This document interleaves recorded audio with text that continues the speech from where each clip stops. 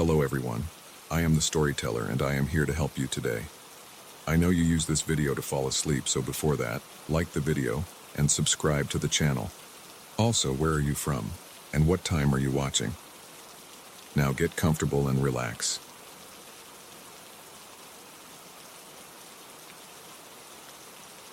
I never thought an old attic could make my heart pound like it did.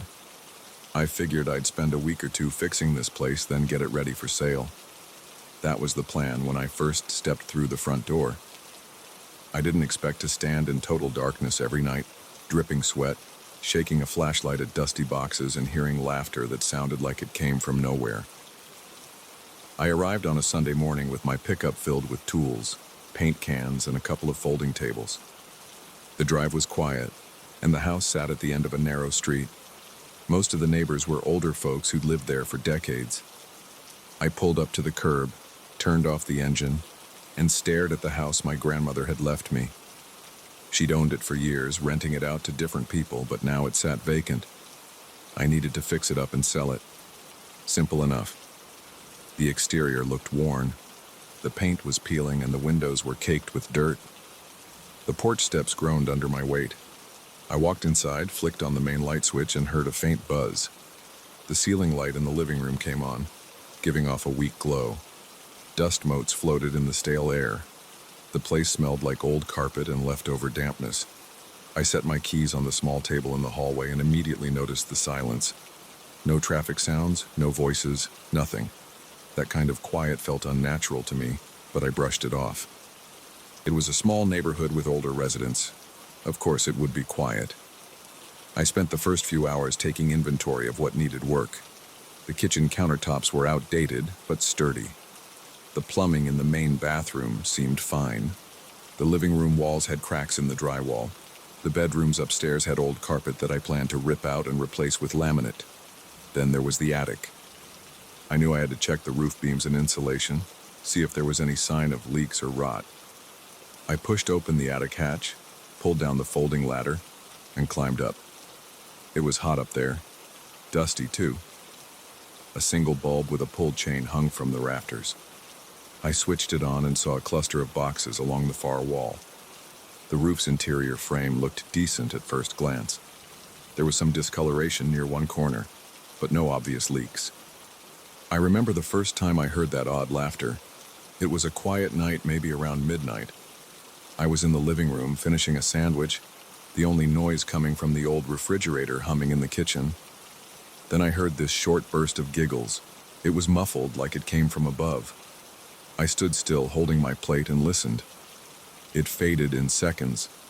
My first thought was, maybe I just imagined it. I was tired. My mind was on edge from all the cleaning and repairs. I decided to ignore it. The next day, I hauled a bunch of painting supplies to the first bedroom. The walls needed fresh paint, and I wanted to start early. By the afternoon, I was covered in dust and paint splatters. I installed a new ceiling fan in the living room, replaced a few cracked tiles in the bathroom, and generally kept busy. By the time I sat down for dinner, it was nearly 8 p.m. I ate some takeout, scrolled through my phone, and thought about my schedule for the next day.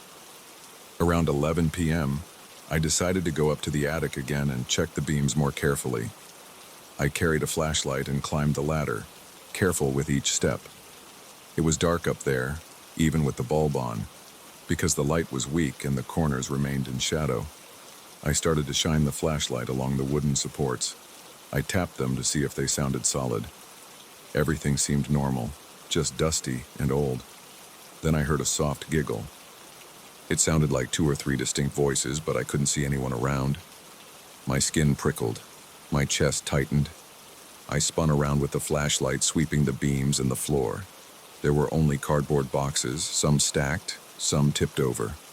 My mouth went dry. I told myself it might be the wind or some odd echo from outside. But I knew that laughter didn't sound like wind. It sounded like something close, something right there. My heart thumped as I waited. Everything went quiet. I exhaled, shook off the feeling, and climbed down to the hallway. I barely slept that night. I lay on the old mattress in one of the bedrooms, staring at the ceiling, listening for any noise. Every time I started to drift off, I imagined I heard a faint giggle. My body felt tense. My stomach churned. I wasn't exactly scared, but I couldn't relax. I kept telling myself it was just in my head or maybe some strange acoustics in the attic. But I couldn't ignore how real it had sounded. The following day, I tried to forget about it by focusing on more repairs. I tore out the old carpet from the bedrooms, sealed up some cracks in the foundation near the laundry room, and replaced a broken window pane in the garage. By dusk, my arms ached, my back was sore, and my throat was dry from breathing in dust. I drank a bottle of water, stood in the backyard, and looked up at the roof. I considered the possibility of animals living up there, maybe raccoons or something that could make weird noises. But that laughter didn't sound like animals. It sounded human, like a few voices teasing each other with short bursts of giggles. That night, I prepared to go up there again. I told myself I needed to confirm if there was some pest problem. So, around 10 p.m., I grabbed a heavier flashlight, a small tool bag, and climbed into the attic. The air was stuffy, and I coughed on the dust. I tried stepping carefully, but the old boards creaked with every move. I aimed the flashlight at the corners, checking for signs of nests or droppings. I didn't see anything that would indicate animals. I didn't see anything at all, just boxes. Some were marked with labels like winter clothes or old dishes. Others were unmarked. I was about to open one when I heard scurrying behind me. I turned so fast I almost lost my balance. My breath caught in my throat. I heard footsteps, light, quick steps like someone running on the other side of the attic. Then came a single, high-pitched laugh, just a short, "Ha!" right behind me. My blood ran cold. I felt the hair on my arms stand up. I aimed the flashlight toward the sound, but I saw only the dusty floor and a couple of boxes. My pulse hammered in my ears. I called out, "Who's there?" No answer. My voice echoed in the rafters. I stood there, panting. I could feel my hands shaking. I walked slowly toward the spot where I thought I heard the running. My boots crunched over loose debris. The floor groaned. I kicked aside a small box and found nothing underneath. I crouched down and pointed the flashlight beam around. Nothing. My heart was racing, and all I could think was, that was right next to me. There's nowhere to hide here. After a minute, I forced myself to turn around and make my way back to the ladder. The attic felt oppressive, like it was closing in on me. I climbed down, shut the hatch, and locked every door in the house. Then I sat in the living room with the lights on, chest heaving. I tried to sleep that night, but couldn't. Every time I closed my eyes, I replayed the sound of those steps and that single laugh. It was too clear. There was no way it was an animal or a random noise. It had intention behind it, like whoever made it wanted me to hear it. My rational mind had no explanation. I'd never believed in stuff like ghosts or spirits, but I didn't have another excuse ready. Over the next few days, I kept working on the house. I replaced the old doors with new ones, patched up cracks in the walls, installed new faucets in the kitchen and bathroom. During the day, everything felt ordinary, just an old place that needed some upgrades. But at night, I dreaded going upstairs. I felt a knot in my stomach whenever I glanced at the attic hatch. The memory of that laugh got under my skin. One evening, I decided I'd just ignore the attic completely. I locked it shut, figured I'd checked the beams enough. My plan was to do the rest of the repairs downstairs, call a professional inspector if needed, and move on with my life. That worked for a day or two. Then on the next night, I was in the master bedroom touching up some paint around the window frame when I heard that laughter again. It wasn't above me this time. It sounded like it came from the hallway. High, light giggles, 2 or 3 voices all at once, lasting maybe 2 seconds. It made my skin crawl. I marched to the hallway, adrenaline pumping. I flicked on the overhead light. Nothing there, just the old hardwood floor and peeling wallpaper. The attic hatch was closed. There was no one else in the house. I shouted, "Hey, stop it!" My voice echoed down the stairs. Silence. My hands shook as I stood there feeling more confused than ever. I had to think practically. I checked the locks on the doors and windows. Everything was secured. There was no sign of forced entry, no sign of squatters. The neighbor next door was in bed by 8 p.m. every night. This was the quietest part of town. Nobody was sneaking around in here. But I had no way to explain these sounds. I made up my mind to finish my tasks as fast as possible. I wanted to get out of this place. I spent the next day installing the new kitchen cabinets, fixing the porch steps, and throwing out the junk that had accumulated over the years. I worked straight through lunch. By dusk, I'd made good progress. I told myself I could wrap up everything in a couple more days. I tried to stay optimistic. Then night fell. I was in the living room checking the new electrical outlets. The air felt heavy and I was on edge. I heard a thump above me, like something dropping on the attic floor. I tried to ignore it, but my chest got tight. I felt a pulse in my temples. My curiosity won out. I picked up my flashlight and headed upstairs. I stood under the attic hatch, hand on the pull cord. My breath felt shallow. I tugged it, and the ladder unfolded. I climbed up slowly, flashlight in one hand. The attic light was off, so I pulled the chain. It flickered a bit, casting a weak glow across the rafters. I stepped forward, scanning the boxes for any movement. My footsteps sounded loud against the wooden floor. I heard a faint shuffle from the far corner. I gripped the flashlight tighter. My mouth went dry. I forced myself to walk toward that corner, stepping around boxes. The air smelled stale. I heard a light scrabbling noise, but I couldn't pinpoint where it came from. Then I caught a glimpse of something shifting behind a stack of old crates. I raised the flashlight. For a split second, I thought I saw a shape, but it was just shadows dancing on the wall. My heart pounded so hard it hurt. I whispered, "I know you're here." No response. Silence. Then, behind me, the giggles came again. They sounded close and sharp. I spun around, nearly knocking into a low beam. The laughter stopped abruptly. I wanted to run, but my legs felt heavy. My arms tingled. The hair on my neck bristled. I waited, flashlight shaking in my hand. There was nothing to see. Nothing solid. No sign of anything that could produce those sounds. My chest tightened, and I felt my breathing quicken. I couldn't handle it anymore. I backed away toward the ladder, keeping my flashlight aimed in front of me. My shoulders were tense. My head throbbed. I climbed down, step by step, breathing hard. My feet hit the hallway floor and I slammed the hatch shut. I stood there, gulping air. Sweat trickled down my forehead. That was my last time in the attic. I decided right then I didn't care what was left undone up there. I wouldn't go back. The next morning, I arranged for a local roofer to do an inspection and finalize any repairs. I would pay for the service and not bother with it myself. I spent the rest of that week finishing the downstairs projects. I installed the last bits of trim, painted the living room, and replaced the back door. I didn't hear anything else for the rest of my stay, but I kept every light on until I went to bed each night. I locked the attic hatch and left it that way. When I finally put the house on the market, I felt relief. I drove away without looking back. I don't have a neat explanation for what happened. All I know is that place felt off whenever night fell. Those strange voices, those giggles, like some invisible group was up there playing around. Maybe the next owner will never hear a thing, or maybe they will. I don't plan on finding out. I got the house sold and moved on. But I still can't shake the memory of standing there in that cramped, dusty space, hearing those laughs echo around me.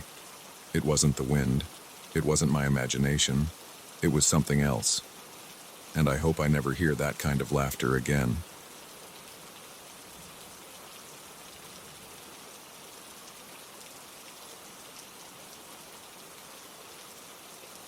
I never liked sneaking around abandoned property. The thought of crumbling walls and silent corridors always made my stomach tighten. But I needed to see this place for myself. I'd heard about the old ceramic factory from my mother. She said my grandfather worked there as a night watchman in the 70s. The factory shut down decades ago, and the company left everything to rot.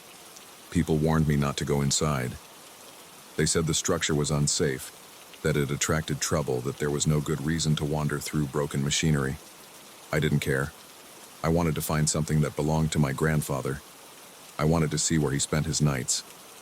So I parked my car across the street, shoved my hands in my jacket pockets, and walked toward the busted gate. The chain-link fence had a few missing sections. Rust covered most of it. I saw weeds sprouting through cracks in the asphalt. Broken pieces of tile and ceramic littered the ground. Some sections of the outer walls had collapsed, leaving piles of rubble around the perimeter. I stepped over the debris carefully. My heart was pounding. My footsteps felt too loud, even though there was no one around. I could taste dust in the back of my throat. The air felt cold, but I also felt sweat on my forehead. I reached the main entrance to the factory yard. The large doors were boarded up, but I'd heard there was an old security shack somewhere in the back. That's where my grandfather worked. My plan was to walk around until I found it. I didn't want to spend too long inside the main building. I'd read stories about these places. People use them for who knows what. I didn't want any unpleasant surprises. I just wanted to see the little wooden cabin where he sat all night, watching over the ceramic plant. I moved slowly along the side of the building. The walls were riddled with graffiti. Some of it was fresh, some of it had faded over the years. A few windows were shattered. I heard the crunch of ceramic shards under my boots. The place smelled like damp concrete and rot. My jacket brushed against the rough edges of the wall, making a scratching noise that made my teeth clench. I kept scanning the area, looking for anything that resembled a small guard hut. After a few minutes, I spotted a structure in the distance near a row of dead trees. It had a slanted roof and looked like it might have been part of a security checkpoint. When I got closer, I realized it was more of a shack than a real building. The paint had peeled off. The windows were mostly gone, leaving empty frames. The door hung crooked on its hinges. I paused before stepping inside. My chest felt tight. This was where my grandfather spent long nights alone. I tried to imagine him sitting at a small desk, writing notes, maybe sipping coffee. I took a deep breath and pushed the door open. The interior was cramped and musty. There was a single chair toppled over in the corner. A small table stood near a window, but it looked like someone had smashed it years ago. Pieces of wood lay scattered on the floor. I saw a few metal hooks on the wall, probably for hanging jackets or helmets. Old newspapers were piled in a corner. I nudged them with my foot and they practically disintegrated into dust. The place didn't look like it had been visited in a long time. I coughed a bit from the stale air. Then I saw something that looked like a small leather notebook poking out from a gap under the collapsed table. I bent down and picked it up. The cover was dirty, and the edges were worn. When I opened it, the first page had my grandfather's name scribbled in pencil. I recognized the signature from old family documents. My heart started beating faster. I swallowed hard and flipped through a few pages. Some entries were short. They mentioned times, like 1:15 a.m., nothing new, or 2 now a.m., walked perimeter. Some entries described typical night watch stuff. Lights off in main hall, locked side gate, heard stray dogs near the fence. But then I found a page that mentioned strange sounds. He wrote about hearing clanking chains echoing from deep inside the factory. He wrote about footsteps near the old caldera, the big kiln area. He was never sure if it was an animal or a person. One entry said, "Heard chain rattling again at 3:20 a.m. Can't see anyone. Feels too loud to be the wind." I felt a chill creep across my neck as I read those lines. I glanced around the shack. The wind outside was blowing softly. I could hear a gentle whistle where the walls had openings. My skin prickled. I suddenly felt like I wasn't alone, but I could see no sign of anyone. I checked the time on my phone. It wasn't late in the day, but the overcast sky made everything feel dim. I wanted to keep reading, so I sat on a wooden crate in the corner. I flipped to the middle of the notebook. There was a longer passage about a figure my grandfather claimed to see. He described it as someone hunched over walking near the big machines. He wrote that it moved slowly, dragging something across the floor. He never got a clear look. He thought maybe it was a vagrant living in the factory. The entries kept referencing that shape, or the figure by the caldera. My chest tightened. I didn't like the idea of some unknown person creeping around this place when my grandfather was here alone. I wondered if it was just his imagination, or if he really saw someone. Suddenly, I heard a noise outside. It sounded like a piece of ceramic being kicked across the ground. The impact was sharp. I stood up fast and banged my knee on the crate. I bit my lip to keep from shouting in pain. I reached the window and peered out. I didn't see anyone. The yard was quiet. My pulse throbbed in my ears. I stayed still for a long moment. Nothing moved. The wind rustled through the dead trees. I looked back at the door. It hung there, swaying slightly. I debated whether to stay or leave. Part of me wanted to explore more. Another part of me thought I was being reckless. I went back to the crate and picked up the notebook again. My hands were shaking a bit. I scanned the entries for any more details about that figure. One passage described hearing a scraping sound near the caldera. My grandfather wrote that he followed the noise once, holding a flashlight and a wrench for protection. He said the inside of the factory was full of echoing footsteps and the rattle of chains swinging from overhead conveyors. He never found anyone, but he felt like he was being watched. He wrote, "I hate this place at night. I keep feeling a presence behind me." I flipped a few more pages. That's when I noticed some lines about how the figure sometimes stood near the windows, as if looking out at the yard. My grandfather wrote that he only saw it from the corner of his eye. It was always bent forward, like it had a bad back or was injured. My fingertips felt cold. I thought about how real this must have been for him. I also wondered if maybe he was just exhausted from working nights, imagining stuff in the darkness. My thoughts got interrupted by another sound outside. This time it was a dull thud, like something heavy dropped onto concrete. My stomach clenched. I stood up and stepped toward the window again. I felt my throat go dry. The yard still looked empty, but I couldn't shake the feeling that someone was there. I thought about calling a friend, but my phone signal was weak. Plus, I felt a little embarrassed about needing backup just to explore some old building. I picked up the notebook, planning to take it with me. Then I thought about how it belonged to my grandfather. It was part of this place, and I wasn't sure if I wanted to remove it. I flipped through more pages, hoping to find a final entry that would explain everything. That's when I saw sketches. They were rough pencil drawings. They showed a crouched shape with elongated arms and a hunched back. My grandfather wrote question marks around it. He wrote man or something else. I felt my muscles tense up. My breath got shallow. My mind started to race. It looked like he was truly scared of whoever or whatever this was. I heard another noise, closer this time. I dropped the notebook on the crate. My heart pounded. It sounded like footsteps crunching on broken tile just outside the shack. I froze and stared at the doorway. The door let in a sliver of light. I saw nothing. I listened for breathing, but the wind made it hard to be sure. I considered stepping out to check. Then I remembered the drawings, the figure, the accounts of chains rattling at odd hours. My nerves felt shot. I took 2 slow steps backward, keeping my eyes on the doorway. My pulse was hammering in my ears. I waited, listening for any sign that someone was about to enter. After several seconds, I heard a scuffing sound that moved away from the shack. It was like the person, or thing, was walking off in another direction. My shoulders relaxed a bit, but I was still shaking. I pressed my lips together and debated whether to investigate. Every part of me screamed to get out of there. I had enough. I'd seen enough. I grabbed the notebook off the crate and flipped the pages one last time. That's when I caught sight of a final note. It said, "I see it outside again. I don't know how long I can do this." My grandfather left those words. He must have felt isolated, trapped in this night job. I felt a surge of pity for him. Then my fear took over. I heard a metallic scraping noise somewhere behind the shack. I didn't want to meet whoever was making that noise. I didn't want to find out if it was some homeless person or something else. My face felt hot. My mouth was dry. I set the notebook back on the crate.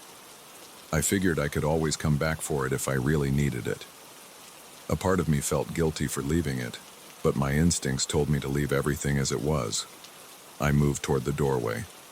My foot knocked against a piece of broken wood. It rattled across the floor. I winced, thinking I'd given myself away. I pushed the door open, inch by inch, trying not to make noise. The hinges squeaked. My stomach flipped. I paused, then forced myself to slip outside. The air felt colder. The yard was still empty, but the tension in my chest wouldn't go away.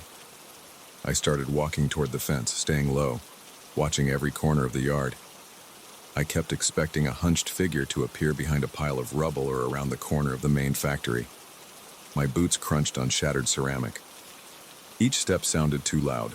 My heartbeat pounded in my head. I glanced over my shoulder every few seconds. I saw rusted scaffolding, broken windows, piles of collapsed roof. I didn't see any movement.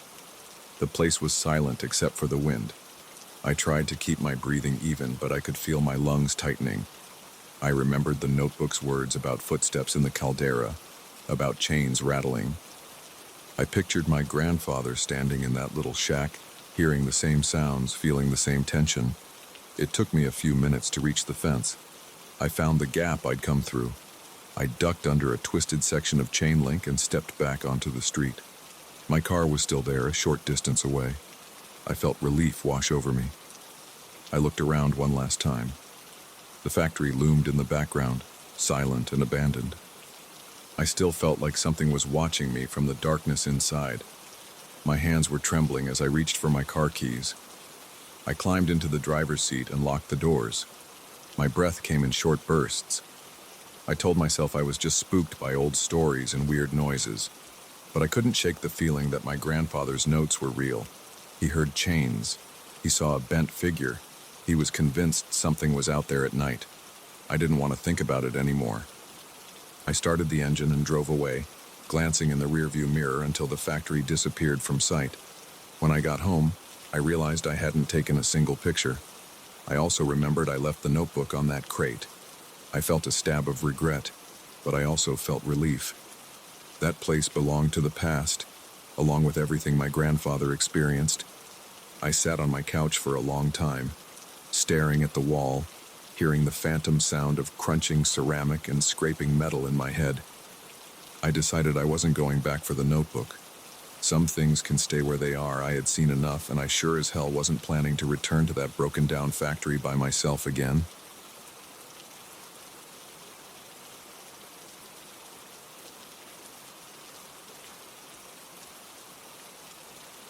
I never thought a phone ring could make my heart pound so hard. 2 weeks ago, everything changed. I was asleep in my small apartment alone when the landline started ringing at exactly 3 a.m. I keep that phone for emergencies, but I rarely use it. People who know me call my cell. At that hour, I assumed something terrible had happened. I scrambled out of bed, rushed to the phone, and answered. All I heard was a faint static. No breathing, no words, just a crackling sound. I said hello, waited, said hello again. Nothing. I hung up. It felt strange, but not terrifying. I told myself it was probably a wrong number or a glitch in the line. I went back to bed. The next day was normal. Work was fine. I came home, cooked, watched TV, and slept. Then, at 3 a.m., the phone rang again. This time, I jumped awake the moment the phone started ringing. It was like my body had already learned to panic at that sound. I rushed over, picked up the receiver, and pressed it to my ear. Static again. It sounded like a weak radio signal. I strained to hear any voice, but all I caught was a hissing noise. I said hello a few times, waited, then heard a faint whisper. I couldn't make out words. It was more like someone breathing close to the mouthpiece. I felt a chill in my arms. I told myself it was probably some messed up connection. I hung up and tried to ignore the knot in my stomach. Over the next few nights, the calls continued. Always around 3 a.m. My phone never lights up with caller ID for these calls. It always shows unknown. Each time I answered, the noise was there. Static, A low hiss or a faint whisper. I tried speaking up. I tried shouting into the phone. I tapped the receiver. I waited. Eventually, the line would go dead. It left me shaken every time. I started dreading bedtime. I tried calling the number back, but my phone service said it was non-existent. I asked them to check if there was a problem with my line. They said everything looked normal. They didn't see any record of incoming calls at that hour. I felt unease creeping in. I started turning on the living room lamp before I went to bed, just so I wouldn't have to face the dark if the phone rang. I noticed I was sleeping lightly, waking up every hour to check the time. Then came the night I heard my name. I remember sitting in bed, eyes wide open, waiting for the call. At exactly 3 the phone started to ring. It was a harsh sound that cut through the quiet in my apartment. My chest tightened. I walked to the phone, picked it up, and said, "Hello?" The static was there, but I caught a rasping noise behind it. I said, "Who is this?" For a moment, there was nothing. Then I heard it. A voice whispered my name. It stretched out each syllable like it wanted me to know it wasn't an accident. It was deliberate, it was personal. My hands started shaking. My voice came out in a shaky breath. I asked, "What do you want?" But there was no response, just more static. I yelled into the phone, but it didn't change anything. I hung up. My heart was beating so hard I thought I might pass out. I felt sweat running down my neck. I didn't sleep at all that night. I sat on my couch, lights on, phone in front of me, waiting to see if it would ring again. I thought about unplugging the phone, but every time I reached for the cord, something stopped me. It was a pull, like I needed to know what was happening. Maybe I was scared that if I unplugged it, I'd miss an explanation or some clue about who was calling me. Or maybe I was just too frozen to make a clear decision. Instead, I waited for daylight, then went to work. I spent the whole day feeling jumpy and exhausted. I told a friend at work about it. He laughed it off and said it had to be a prank. I thought that might be true, but who would do it every single night at the same time? And how could the phone company find no record of the calls? When I got home, I tried to distract myself by cleaning. My apartment is small, so that didn't take long. I turned on the TV and tried to focus on any show that could pull me out of my head. That night, I stayed up until 3 a.m. on purpose. I sat at my small kitchen table, phone within reach. I wanted to be mentally prepared. I set my cell phone to record, hoping to catch the sound. At exactly 3, the landline rang. I waited 2 rings, then answered. I kept my cell phone close to the receiver to record. Again, static. I said hello. After a few seconds, I heard the whisper. It said my name once more. My entire body tensed. I felt my heart hammer in my ears. "Who the hell is this?" I asked, my voice cracking. "Nothing." Then I heard a strange noise like something being dragged on a floor, followed by a dull thump. I asked again, "Who are you?" The line went dead. I stood there holding the phone for a minute, not sure what to do. I checked my cell phone recording. It captured static, my voice, and maybe a faint hiss, but I couldn't clearly hear the whisper. It was too distorted. I tried to get some sleep, but my brain kept racing. I wondered if someone was outside my door messing with the phone line. I checked the hallway, checked the locks, even opened my apartment door to look around. Everything was quiet. My neighbors were asleep. The building hallway was empty. I closed my door, locked it, and went back to my couch. I turned on the TV and left it on for background noise. I felt safer with some light and sound around me. For the next few nights, the calls persisted. Each time it was the same static, the faint hiss, and sometimes the voice saying my name. I started to feel worn down. My eyes had circles under them. My head felt cloudy. At work, people asked if I was okay. I lied and said I was dealing with insomnia. I didn't want to sound crazy. At home, I considered ignoring the calls, but the ring was too jarring. My curiosity also kept me on edge. One evening, I decided to call the phone company again and demand they trace the next call. The representative told me they could only do that with a police request. I thought about calling the police, but I felt strange doing that for a series of unknown calls. Nobody was threatening me directly. There were no explicit words besides my name, but it felt like a violation. I felt targeted. I also tried an old trick. I picked up the phone and pressed different keys while the static was there, hoping to disrupt the line or annoy whoever was on the other end. Nothing changed. The whisper, if it was there, stayed calm. Sometimes I could hear a faint tapping noise. Sometimes it was just a hiss. My chest would tighten. My palms would sweat. My stomach would churn. I began to associate the phone's ring with a sense of dread. On the 10th night, I think, I tried to be more aggressive. I waited for the call, and when I heard the static, I said, "I'm not afraid of you. Say something real or stop calling." For a second, it was silent, then the voice whispered, "Listen." I froze. It was the first time I heard a different word. I asked, "Listen to what?" Then there was a metallic scraping sound. It lasted a few seconds and made my ears hurt. I shouted at the phone, but the line clicked off. My head was pounding. I felt my legs shaking. I tried to calm my breathing, but my chest was so tight I had to sit down.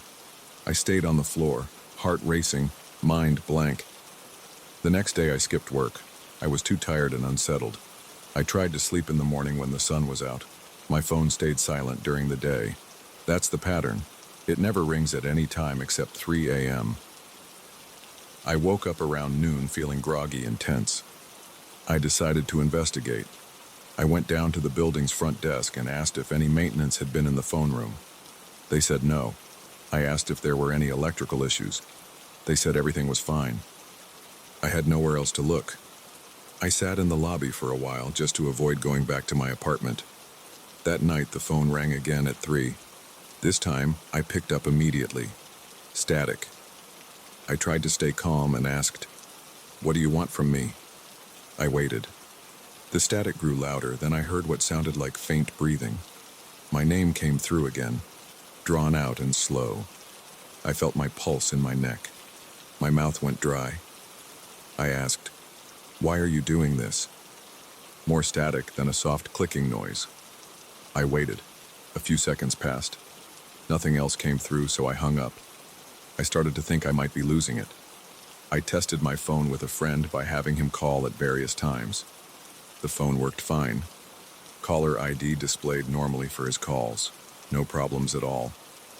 I even recorded a few regular calls to compare them to the static calls. Everything was normal except for those 3 a.m. calls. I tried reading about paranormal stuff online, but that just made me more anxious. I'm not a believer in ghosts or anything like that, but I ran out of logical explanations. I moved the phone from my living room table to my kitchen counter. I thought maybe a different spot would change something. It didn't. At 3 a.m., the ring sounded from the kitchen, echoing through the apartment. The calls never missed a single night. Sometimes the whispering was softer. Sometimes it was louder. Sometimes it said my name. Sometimes I only caught breathing. I never heard any other words except that one time it said, "Listen." A few days ago, I almost cut the line completely. I stared at the phone jack, hand on the cord, heart racing. But I couldn't do it. Something in me wanted to know who or what was calling. I thought maybe the next call would reveal something. Maybe the whisper would turn into a normal voice. Maybe I could trace it somehow. But I never got more than static and that hiss. Last night I sat in front of the phone before 3 a.m. I had a notepad ready. I planned to write down anything I heard, even the weird noises. Right on schedule, the phone rang. I picked up and held my breath. Static. Then a hiss. I heard the voice whisper my name, then a burst of static. I whispered, "I'm here. I'm listening." There was a slow rasping sound, like someone dragging something across a rough surface. My hand shook and I felt sweat on my forehead. I tried to keep still. I heard the voice again, but it was faint. It could have been saying something, but it was too distorted. I thought I heard it say my name again, but I wasn't sure. Then the line went dead. I hung up and stared at my notes. All I had were random scribbles. My handwriting was shaky and made no sense. I felt a wave of anxiety rolling through my chest. My heart was racing. My eyes felt tired, but my mind was spinning. I realized I'd been clenching my jaw. My teeth hurt. I tried to stand, and my legs felt weak. I drank a glass of water and paced around my apartment. I didn't sleep for the rest of the night. Now I'm sitting here, writing this down. It's late. The phone is on the counter, silent for now, but I know it will ring again at 3. My shoulders are tense. My stomach feels like it's in knots. I have a decision to make. I can cut the line and end these calls, or I can keep answering and hope something changes. So far, I haven't had the courage to pull the plug. Part of me wants to know who's behind this. Part of me is terrified. But every night I pick up the phone anyway. I'm tired and on edge, but I can't stop. It's like I need to hear that static. I need to hear that whisper. I need to see if it finally says something more. I don't know what I'm expecting to happen. Maybe there's no explanation. But I can't ignore it. The phone is right there and the ringing won't stop. I want to pretend everything is normal, but it's not. My apartment feels different now. The space is the same, but the silence isn't peaceful anymore. I keep waiting for that piercing ring, and at 3 a.m. it always comes. I answer because I have to. I answer because some part of me thinks the next call might be the key to understanding why this is happening. Until then, I wait, my heart pounding, eyes on the clock, dreading that moment when the phone starts to ring again.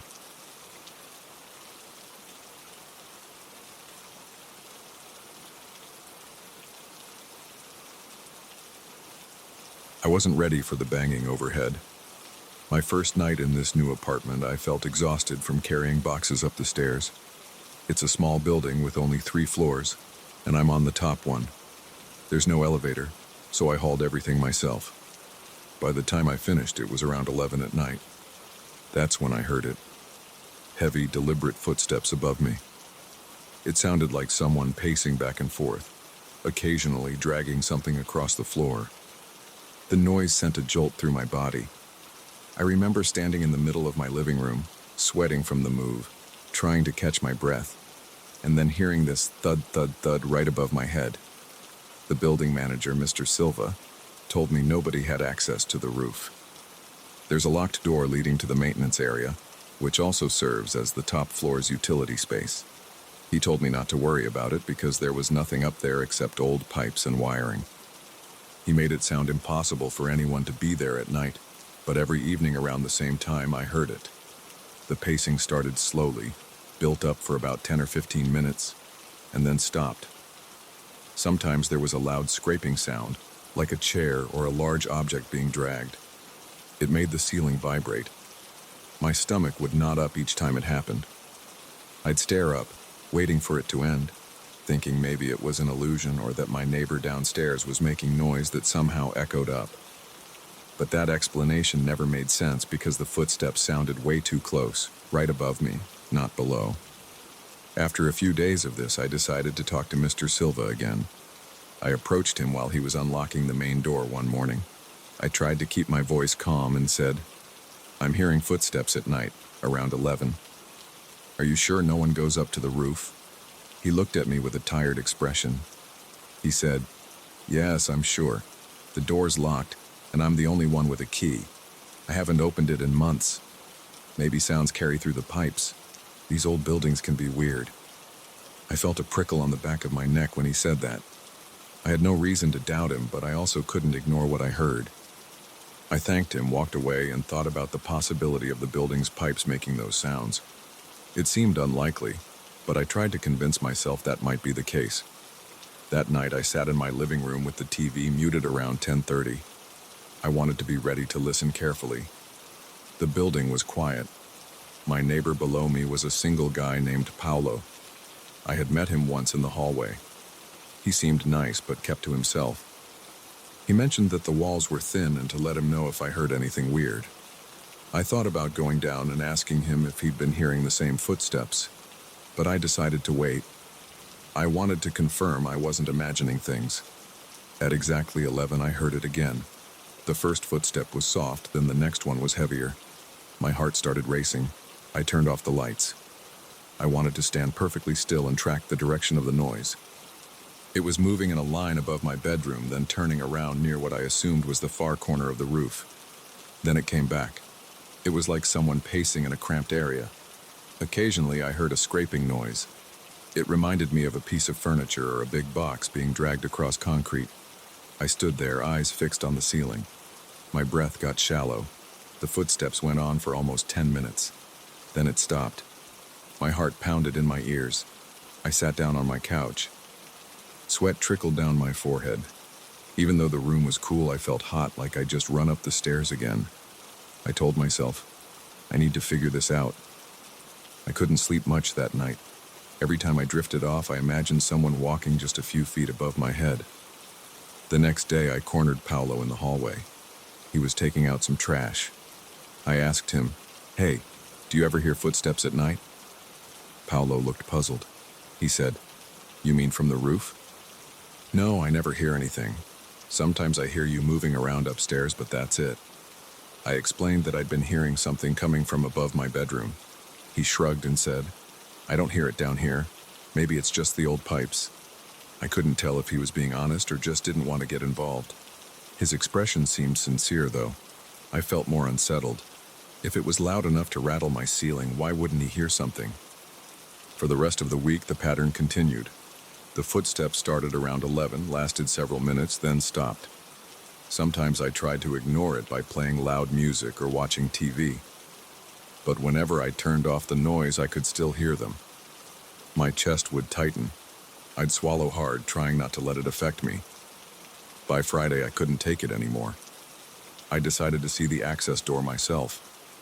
So one night around midnight, I climbed the final set of stairs leading to the locked door. I carried a small flashlight. The air was stale and hot. The corridor smelled like old paint and dust. The door itself looked rusted at the edges. There was a padlock on it. The lock had a thick layer of dust. There were no footprints or handprints on the door. The entire area seemed like nobody had touched it for a long time. Yet the footsteps continued right above me. I pressed my ear to the door. At first I heard nothing. After a minute, there was a single thud. My pulse sped up. I aimed my flashlight around the door frame, checking for gaps. The frame was sealed except for a few tiny cracks.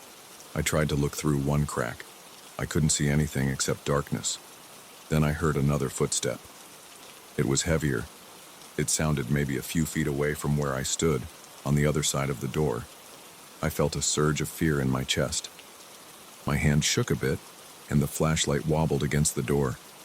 I whispered, "Is someone there?" There was no response. The footsteps continued for a few more seconds. Then they stopped. I backed away, nearly tripping on the top step. I went back to my apartment, heart pounding. I locked my door and double-checked the chain. I tried to calm down. I didn't know what to do next.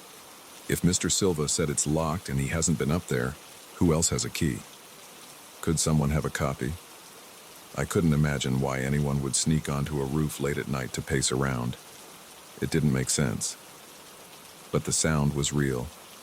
My plan for the next day was to confront Mr. Silva again and demand to check the roof with him. I needed to see it in the daytime and confirm there was nothing up there. That next morning, I woke up early and went straight to his door. He answered, looking half asleep. I said, "I'm sorry to bother you, but this is serious. I hear footsteps every single night around 11. Last night I went up to the door and it's locked, but I heard the noises through the door. Please, can we go up together to check?" He blinked a few times and rubbed his eyes. He said, "All right, but let's do it later. I have to run errands now. Meet me at 6 in the evening and we'll go up there." I agreed. I spent the day feeling restless. I couldn't focus on anything. I tried to watch TV, tried to make lunch, but my mind kept drifting. I kept looking at the clock, waiting for 6. When the time finally came, I met Mr. Silva by the stairs. He brought a key ring with several old keys. We climbed up to that final door. The hallway felt muggy. My throat felt dry. He fiddled with the locks, muttering that it had been a while since he opened it. Eventually, he found the right key for the padlock, slid it off, then used another key for the door itself. The metal creaked. Dust and cobwebs fell from the top of the frame. The smell inside was stale. We stepped through into a small utility area. There were old buckets, a few brooms, and some large pipes running along the walls. I scanned every corner. Everything was covered in dust. We found another door that led to the open roof. It was also locked. Mr. Silva opened it with some effort. Outside, there was the exposed roof. It was flat, with a few vents and a small water tank in one corner. The sun was still up, lighting the entire surface. I saw footprints in the dust, but they looked old and scattered. Some might have been from construction workers from months or years ago. There was no sign of recent activity. No fresh footprints, no chairs, no tables. Mr. Silva and I walked the entire perimeter of the roof. He even opened the door to the water tank area, and we found nothing but some rusted tools inside. It all looked abandoned. We returned to the corridor. I inspected the floor there, looking for footprints or signs that someone had moved around recently, but the dust was undisturbed. I felt a swirl of relief and frustration. If it was so clear that nobody had been up here, why did I keep hearing those footsteps every night? Mr. Silva closed and locked everything again. He looked at me and said, "I'm telling you, it's probably the building's pipes. I don't know what else to say." He handed me his business card and said if it happened again, I should record it on my phone. Then he walked back downstairs, leaving me alone in the dimly lit hallway. My hands were trembling a bit from a mix of adrenaline and confusion. I forced myself to go back to my apartment. That night, I waited again. At 11, I heard the footsteps. They were just as loud as before. Thump, thump, thump. My mind started racing. I grabbed my phone and hit record, pointing the microphone toward the ceiling. After a few minutes, the steps stopped. I played back the recording and heard faint thuds. It was too soft to prove anything. It didn't capture how loud it felt in person. After the 5th or 6th time that I heard those footsteps, I stopped going to bed early. I stayed up past midnight, hoping to gather the courage to investigate further. One night I decided to stand on a chair in my bedroom to press my ear against the ceiling. I actually placed my palm on the ceiling to feel the vibration. At exactly 11, it started. Each step sent a small vibration through the concrete. I felt it under my hand. My pulse quickened. I could feel my stomach tighten. My breathing got rapid, and I started to sweat. There was no doubt in my mind that a person, or something with weight, was walking overhead. After about 7 or 8 steps, it paused. Then the scraping noise started. It felt like it was right above me, maybe a couple of feet to the right. I jumped down from the chair, grabbed my keys, and ran out the door. I wanted to catch whoever was up there in the act. I sprinted up the final flight of stairs. I arrived at the locked door, nearly slipping on the last step. I yanked on the handle. It didn't budge. The padlock was firmly in place. I put my ear against the metal door. My heart was thundering in my chest. I heard movement on the other side. It was heavier than footsteps now. It sounded like someone was dragging something across the floor. The sound caused my arms to break out in goosebumps. I tried to see through the cracks again, but the corridor was dark. I couldn't see any light or shadow.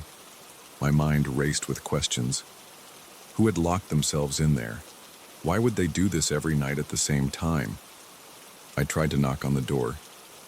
My knuckles hurt against the metal. I said, "Hello? Is anyone there?" The noise continued for a few seconds. Then everything went dead silent. I stood there for what felt like a long time, waiting to see if it would start again.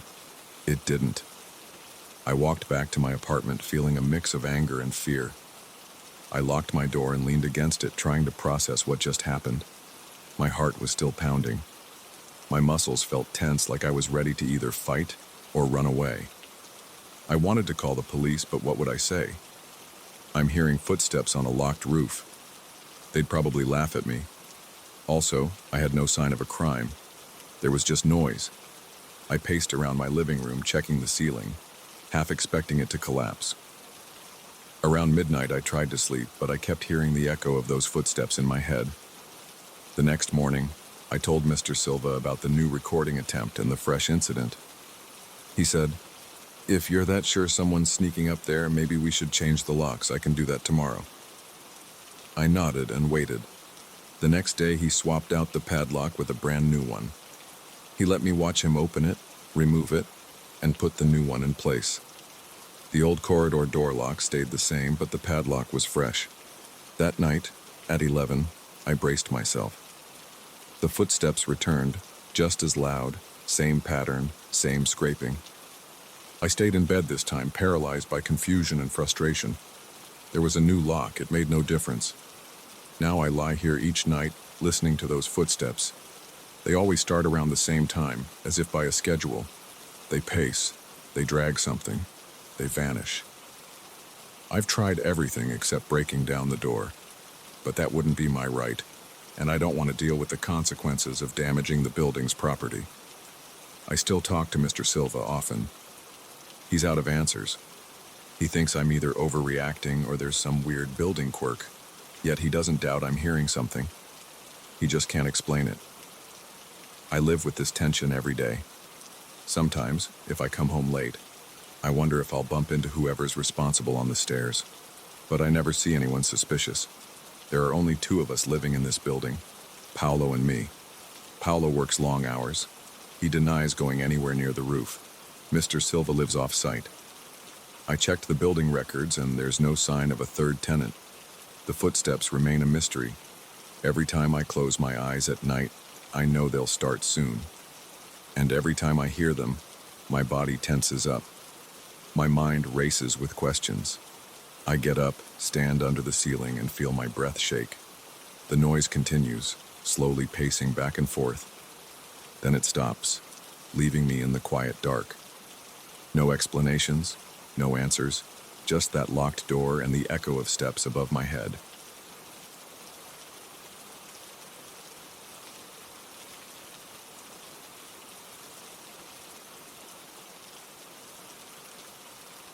I've never felt comfortable in complete darkness, and the basement of our neighborhood library is the closest I've come to absolute blackness. Everything about that place makes me uneasy. The floor is rough and cold, the walls are thick, and most of the lights are old and weak. It doesn't help that the building itself has been around for more than 80 years. The first time I went down there, I told myself it was just a storage area for books and boxes. Now I'm not so sure. I'm a volunteer at this small library on the edge of our neighborhood. It's a modest 2-story building with a basement that stretches underneath. The walls upstairs are covered with old, peeling paint. There's a smell of ink and paper near the circulation desk. People come and go, checking out novels or reference materials. The librarians and staff members are friendly enough. They welcome anyone who wants to help. I signed up to assist because I grew up around here and thought it would be a good way to give back. They assigned me to the basement storage on my first week. I remember walking down those creaky steps and feeling an immediate drop in temperature. My arms broke out in goosebumps. A single fluorescent bulb flickered overhead, casting long, shaky shadows on the cement floor. The shelves down there are tall and made of metal, lined with dusty books, old magazines, and random boxes filled with who knows what. Some corners are so dim that I can barely see a few feet ahead. I spent my first day sorting through stacks of hardcover volumes that no one had touched in years. My only company was the hum of the aging light fixture and the occasional drip of water somewhere in the distance. The smell of mildew was heavy. When I took a break and went back upstairs, the brightness in the lobby almost blinded me. My eyes took a moment to adjust. Everything seemed normal up there. People chatting quietly, someone laughing at a joke, the hiss of the coffee maker in the break area. It felt comforting to be around light and sound again. The next day, I returned to the basement. My supervisor wanted me to catalog older books that weren't listed in our current database. I used a small laptop perched on a folding table near the stairs. Each time I found a title, I typed in the ISBN or the best approximation. Some of the books were so old their covers were practically flaking off. Others had that thick, dusty smell that made me sneeze. I was halfway through a pile when I heard it, a soft voice, very low, saying my name. "Hey, Brian." It sounded like a whisper, but close to my left ear. My heart rate sped up. I looked around quickly, expecting one of my coworkers, but the basement was empty. The shelves were still, except for a slight shiver that went through them whenever someone walked around upstairs. I listened for footsteps or the sound of someone moving boxes. Nothing. Silence. I told myself I was imagining things. Maybe I was tired, or maybe there was a weird echo from upstairs. I tried to shrug it off and went back to typing. About 5 minutes later, I felt a chill on the back of my neck. It wasn't a draft because I wasn't near any vents or windows. It felt like a sudden wave of cold that settled on my shoulders. Then I heard it again. Brian. The voice was breathy, like someone trying to speak without enough air in their lungs. I snapped my head around. I muttered, "Who's there?" My voice was shaking. No answer. I stood up and checked the narrow aisles between the shelves. The overhead light flickered once, but I didn't see anyone. My chest felt tight, and I realized I was breathing in short bursts. I took a moment to calm down and decided to go upstairs. Maybe someone had called me from the top of the stairs and the sound just carried oddly. When I got to the lobby, I saw 2 co-workers leaning on the front desk. I asked if either had come down to the basement to look for me. They shook their heads. One said, "We've been here the whole time. Haven't called you." I felt a knot in my stomach. I tried to laugh it off and said something about hearing strange noises in the basement. They shrugged and said the place was old. Pipes made all sorts of sounds. The rest of that day was uneventful. I forced myself not to think about the voice. I stayed close to the staircase, half expecting to hear it again.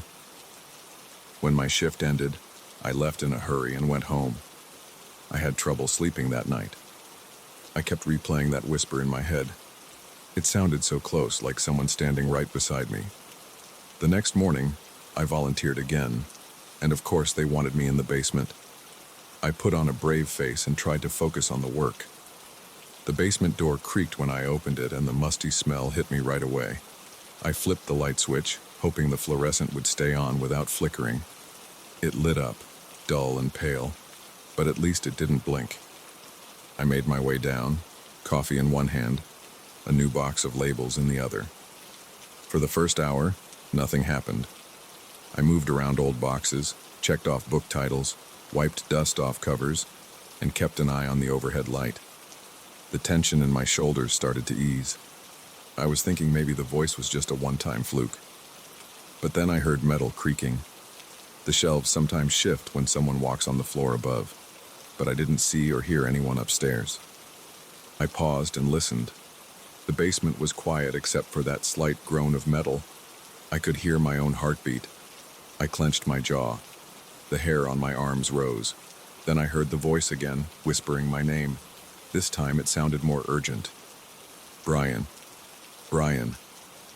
My coffee cup trembled in my hand and I spilled a bit on my shoe. I put the cup down and wiped my shoe against the floor. My throat went dry. I said, "All right, this isn't funny. Who's there?" My voice echoed in the near-empty basement. I felt a rush of panic. My mind went wild thinking about the building's history, the old walls, the possibility of someone hiding between the shelves. But there was no shadow or movement to give me any clues. I decided to walk up and down every aisle with my phone flashlight on, just to be sure I wasn't missing anything. The beam of light revealed dusty book spines, some cobwebs near the top shelves, and old cardboard boxes stacked in corners. I didn't see any sign of a person. My ears strained for any sound of breathing or footsteps, but there was nothing but the shuffle of my own shoes. When I finally returned to my workstation, I felt exhausted, even though barely 2 hours had passed. My head was pounding. I wanted to leave, but I didn't want to look scared. I also knew I had to finish cataloging these books, or I'd fall behind. That pressure kept me going. I sat back down and tried to refocus. A few minutes later, I heard the shelves creak again. I tensed up, waiting for the voice. This time it sounded weaker.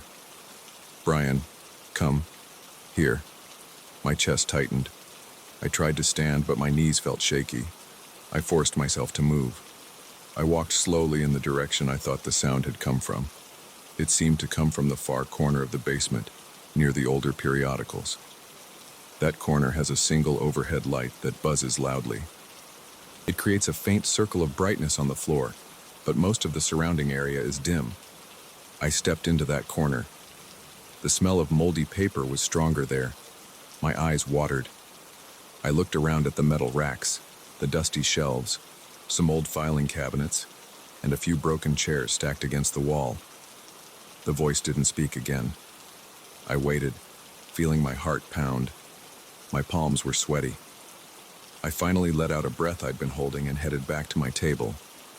I told myself it might be just my mind playing tricks. Maybe I was stressed, or the flickering lights and stale air were causing me to imagine things. I reminded myself that I hadn't seen anything real, just heard that whisper. But it felt so specific, so personal.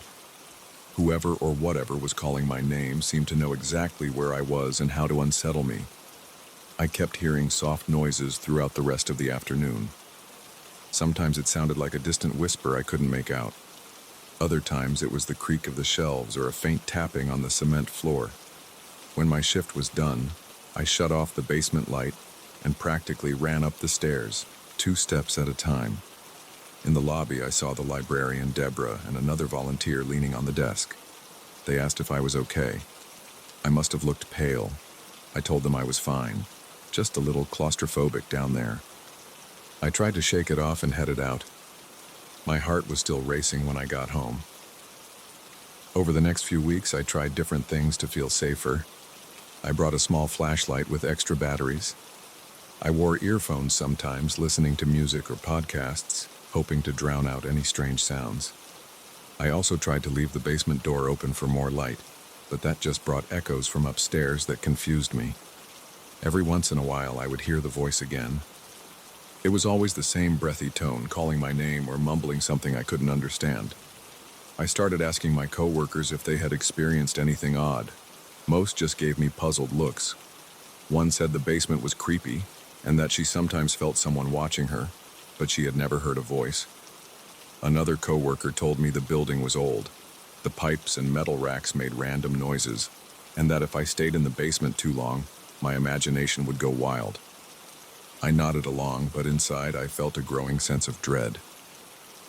One afternoon, I decided to record audio on my phone while I worked. I set it to record continuously, hoping to catch the voice if it came. I spent 2 hours that day moving boxes and cataloging. I heard the voice call me twice in that familiar low whisper. When I played back the recording later, I heard myself moving around, the shuffle of books, my occasional cough, and some distant clanks from above. But I couldn't hear the voice on the playback. There was no trace of it. That discovery made me even more uneasy. I tried telling myself it could be my own mind or some weird acoustic effect, but I knew how real it sounded in the moment. Each time I heard it, my heart thumped harder, and my skin felt cold. My muscles tensed up. I couldn't breathe properly, and I kept looking over my shoulder, expecting to see someone behind me. A few days ago, I was in the basement again, boxing up old newspapers. The shelves started their usual groaning. Then I heard a series of soft taps on the concrete, almost like footsteps. I turned my phone flashlight on and aimed it at the far aisle. My breath caught in my throat. I swear I saw a shape move behind a shelf. It was a quick blur, something dark. But when I rushed over, there was nothing there. The voice didn't speak that time, but the air felt thick, like a humid day in a closed room. I stood there, feeling sweat run down my temples. I kept turning in slow circles, trying to see if anything moved again. Everything was still. After that incident, I decided I had reached my limit. I gathered my things and made a beeline for the stairs. Once I was up in the lobby, I steadied my breathing before telling my coworkers I had finished for the day. They must have seen the look on my face because no one asked me to do anything else. Now, every time someone mentions the basement, I feel a knot forming in my gut.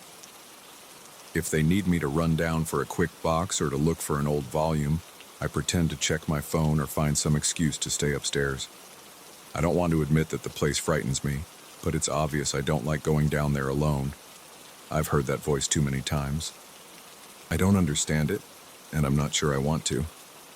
I still volunteer at the library, but I stick to the main floors and help with shelving or assisting at the front desk. Sometimes I see new volunteers head down the basement steps, bright-eyed and unaware. Part of me wants to warn them, but I stay quiet. I figure if they hear something, they'll come up spooked and tell the others, just like I did. Maybe some part of me doesn't want to scare them unnecessarily. It's possible they'll never experience what I did. Even so, I remember every detail of those moments. The voice right at my ear, the cold feeling on my neck, the tapping on the floor, and the shadow I glimpsed for a second. All of it felt personal, like something wanted my attention. I have no answers, and the library staff don't seem to believe me, or at least they don't show it. They chalk it up to nerves or the building's quirks. I keep busy upstairs these days. I greet people at the entrance, I help organize returns, I work on the computers when they need updates. Every so often, though, someone will ask, "Can you go fetch those old magazines from the basement?" My stomach tightens. I grip the edge of the counter. Then I say, "Sure, I'll go in a minute." But I always stall. If I can talk a coworker into going with me, I do. Usually nobody wants to go, so they tell me it can wait until tomorrow. I take a deep breath of relief, but I never let it show on my face. I remember how confident I felt when I first started volunteering. I had a little pride in helping my old neighborhood library. Now I feel a different sense of responsibility. Keep my distance from that basement unless absolutely necessary. The building may be old, but something in that basement feels older than the bricks and pipes. I can't prove it. I have no recorded evidence, no eyewitness accounts besides my own. But I trust my gut, and my gut says something is off down there. Most days I manage to avoid it. But there are times, late in the afternoon, when we're short-handed, and I have no choice. I grip the railing, descend the steps, keep my eyes forward, and try not to think about the corners and shadows. I do whatever task needs doing, and then I hurry back up. So far, I've heard nothing else. But I can't forget that voice. It's always in the back of my mind, like a memory that won't fade. I can't explain any of it. I can only say what I saw, heard, and felt. And I can say this for sure: I think twice before going down to that basement alone, every single time.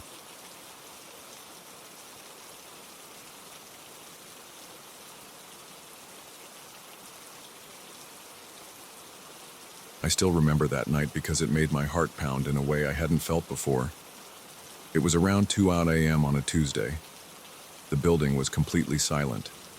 The overhead lights in the lobby were dimmed, and the only other source of light was the small lamp at my desk. I was tired and a little bored because the night shifts can feel endless sometimes.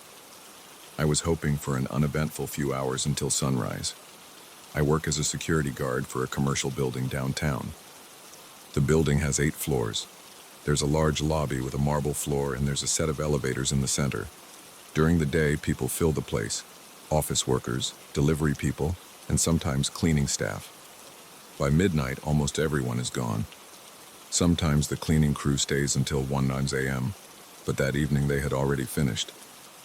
I remember the faint smell of cleaning chemicals in the hallway, and the polished tiles that looked shiny under the overhead lamps. Usually, I monitor the security cameras at the front desk and answer calls from the few people who work late. Sometimes a manager has trouble swiping his key card, or a maintenance worker needs access to a locked office. But that particular night was quiet. Nothing was happening. I could hear the hum of the air conditioning vents above me. My eyes were on the screens in front of me. I was scanning the empty corridors. I saw no movement. I heard nothing unusual. Everything felt normal until the intercom for the elevator started to ring. It wasn't the normal ringtone from the phone on my desk. It was the faint buzz from the elevator's built-in intercom system. There's a small panel on the front desk that lights up whenever someone presses the emergency button or the intercom button inside the elevator. That night, that panel lit up with a soft green glow. I stared at it for a second. My first thought was that maybe someone got stuck or needed help. It happens sometimes if the system glitches. I picked up the receiver next to the panel. Before I could say anything, I heard someone whispering. It was a quiet, shaky voice. I couldn't tell if it was a man or a woman. The voice said, "Help me." I'm stuck. The words were short and cut off. There was static in the background. My shoulders tensed up. I felt a slight chill on my arms because something about the voice sounded off. It wasn't loud or frantic. It was a slow, raspy whisper. I asked, "Hello, are you okay? Which elevator are you in?" The only response I got was more static and a faint breath on the other end. I leaned closer to the receiver and tried again. No real answer. Just a hiss and a soft, strained sound that might have been a word or two, but I couldn't make it out. My heart started beating faster. I wanted to see if there was an actual elevator in motion. I checked the console in front of me. The system that shows which elevator is in use indicated that all elevators were idle. No doors were open. No one was inside. The screen showed zero activity. I put down the receiver, stood up, and checked the security cameras in the elevator shafts. We have live feeds that show the interior of each car. All of them were empty. I could see them sitting at their respective floors, doors closed, lights off inside. I glanced at the main elevator in the lobby. Its doors were shut and I heard no sounds. I tried to remain calm. I figured maybe the system was malfunctioning. Still, the whisper had sounded very real. I walked across the lobby to the main elevator. My footsteps echoed on the marble floor. The building was so silent that I could hear my own breathing. I pressed the button to open the elevator doors. The doors slid open with a slight hiss and I saw the empty cab. No one was there. The overhead light inside was on, but it didn't flicker or anything. It looked perfectly normal. I stepped inside for a second just to see if something was wrong. I checked the intercom panel on the elevator wall. It was intact, no sign of damage. Everything looked fine. I walked back out and tried to call the elevator intercom again from my console at the desk. I pressed the button to establish a new connection. Nothing happened. There was no static, no whisper, not even a beep. The line was dead. I hung up and tried once more. Still silence.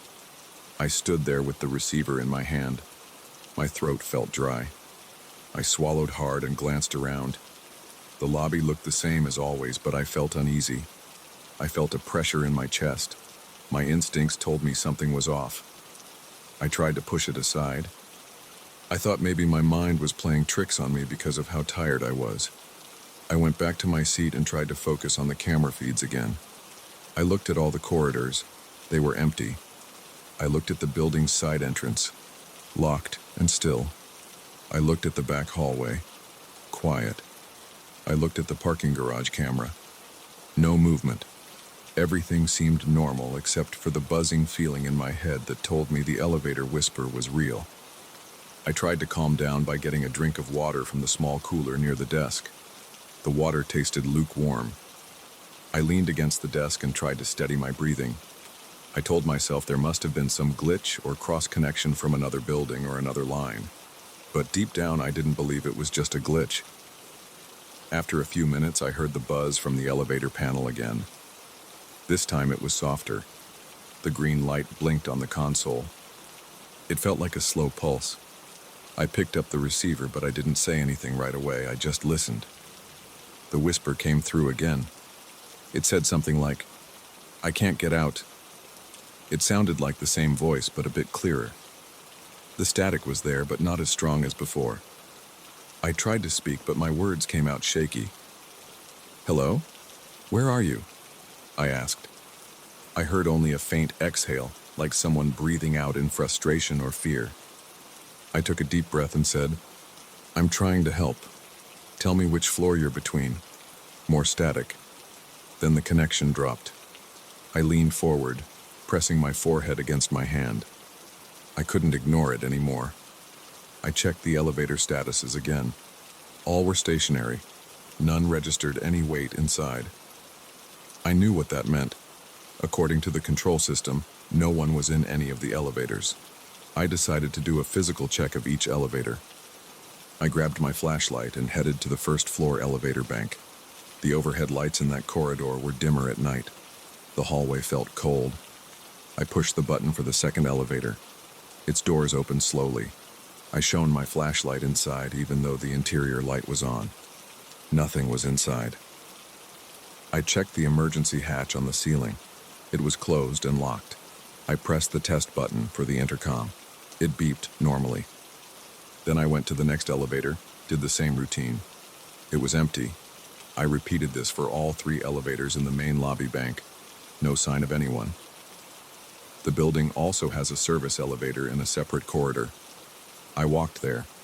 My shoes made a light squeak on the floor. The hallway felt cramped with storage rooms on each side. The service elevator was at the ground floor as well. Its doors were also closed. I pressed the button. Doors opened. It was empty, silent, and still. I checked the intercom. It gave me the usual beep. Everything looked fine. I felt a knot in my stomach. I didn't want to think about supernatural things. I don't usually believe in that. But I was running out of logical explanations. I looked at my watch. It was around 2:30 a.m. by then. I still had several hours left in my shift and I felt uneasy. My skin prickled as I stood in the empty service elevator. I stepped out and let the doors close. Then I turned around and went back to the front lobby. My mind was racing with questions. I returned to my desk and tried calling the building manager, but he didn't pick up. That's not unusual at that hour. I thought about calling the elevator maintenance company, but I didn't have a strong reason to request emergency service. The last time I called them for a false alarm, they arrived after an hour and charged a hefty fee. I didn't want to get in trouble if this turned out to be a weird glitch. I sat there staring at the console, waiting to see if the call would come in again. My heart was still beating quickly and I felt sweat on my palms. I tried to distract myself by checking the cameras one more time. Everything was still the same. Hallways empty, offices locked, lights off. No movement. Around 2:45 a.m., I heard a faint clunk from somewhere behind me. I turned around fast. The sound came from the direction of the elevator bank. It wasn't loud, but it stood out in the silence. I stood up, grabbed my flashlight again, and walked slowly toward the sound.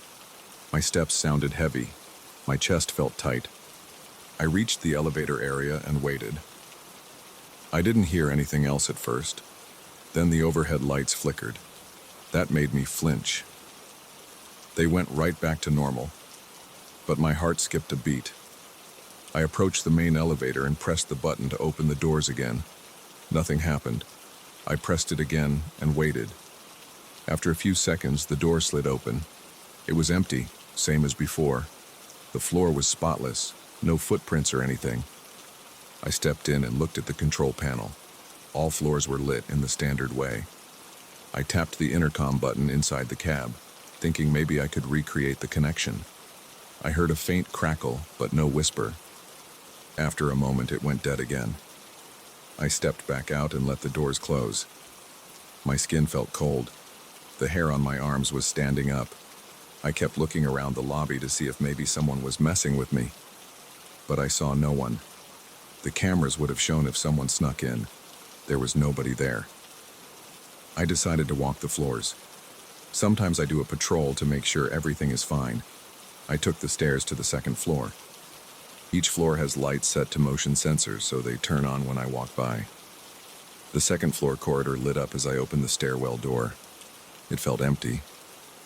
I looked into each office window, all dark, nothing out of place. My flashlight beam shook a little because my hands were trembling. I told myself I needed to calm down. I moved on to the third floor, did the same check. No sign of anyone. Fourth floor, same thing. I kept going up. By the time I reached the fifth floor, I was sweating a bit. I wiped my forehead with my shirt sleeve. Everything was normal. I felt silly wandering around an empty building, but I wanted to make sure no one was really stuck. The voice had been clear enough that I couldn't ignore it. When I got to the sixth floor, I thought I heard a faint scraping sound from around the corner. I stopped moving for a moment and just listened. My breathing sounded loud in my ears. I held my flashlight against my side. I waited, but I heard nothing else. I walked over to the elevator doors on the sixth floor and pressed my ear against them. I didn't hear any mechanical whirring or voices, just silence. The metal felt cold. I felt a slight tremor in my stomach, like I was about to be sick. I took a step back, looked around the corridor, and saw nothing unusual. I finished checking the 7th and 8th floors. Still nothing. I took the elevator back down to the lobby just to see if that might trigger anything. The ride felt ordinary, but I couldn't relax. I kept glancing at the intercom button. It stayed dark. When I reached the lobby, the doors opened with the usual ding. I stepped out and felt that cold draft again. Back at the front desk, everything looked the same. The clock on my monitor read 3:15 a.m. I sat down trying to collect my thoughts. I stared at the panel for the elevator intercom. It was dark. No calls. No blinking light. I felt an ache in my shoulders from the tension. My pulse was still racing. I told myself to focus on the rest of the shift and ignore the weird feeling in my chest. Time passed slowly. Every little noise in the building made me jump. The air conditioner kicked on a few times, and each time the vents rattled, I felt a jolt of adrenaline. I tried reading a few pages of a manual on my desk, but I couldn't concentrate. My eyes kept shifting to the elevator panel. I kept expecting it to light up again. Around 4 a.m., I almost dozed off. My eyes were heavy. I must have blinked longer than usual because I jerked awake at the sound of faint static. I grabbed the receiver immediately, but it was dead. The light on the panel wasn't on, so I figured I imagined it. I rubbed my face, feeling the stubble on my chin. My head hurt and my throat was dry again. I got up and did another quick walk around the lobby. Everything looked normal. The front glass doors were locked. I could see the streetlights outside through the glass. No cars were passing by. It was too late for that. I stood there for a minute, gazing at the empty street. Then I turned around and looked at the dark corners of the lobby. Nothing moved. By 5 a.m., I was worn out. My shift would end in an hour. I didn't receive any other calls on the intercom. I sat there trying to process what happened. I kept replaying the whisper in my head. Help me. I'm stuck. I couldn't shake the idea that someone or something had called me for help. I knew the building was empty, but I couldn't deny what I heard. My body still felt tense. My stomach felt twisted and my hands were clammy. When the first employee arrived around 6 a.m., I felt a rush of relief. The day shift was starting soon, and I could report my strange night to someone else. One of the regular office workers walked in, gave a quick nod, and headed to the elevator. I watched him press the button. The doors opened normally. He stepped inside without hesitation. The elevator whisked him away to whatever floor he needed. I didn't hear any strange noises. I didn't hear any static. Soon, other people trickled in. The building felt alive again. The phone started ringing with routine questions. The presence of people made me feel less stressed. Still, I had the memory of that whisper stuck in my mind. It didn't fade. When my relief showed up, I told him we might have an issue with the elevator intercom. He said he would check it out and call maintenance if needed. I didn't mention the voice in detail because I didn't want to sound ridiculous. I just said the intercom might be malfunctioning, and I left it at that. I grabbed my things, nodded goodbye, and walked out the front door. The sky was lighter. I saw a few cars on the street. My shift was over. Even with the sun coming up, I still felt unsettled. My body was tired, but my mind was racing. I just wanted to go home and lie down.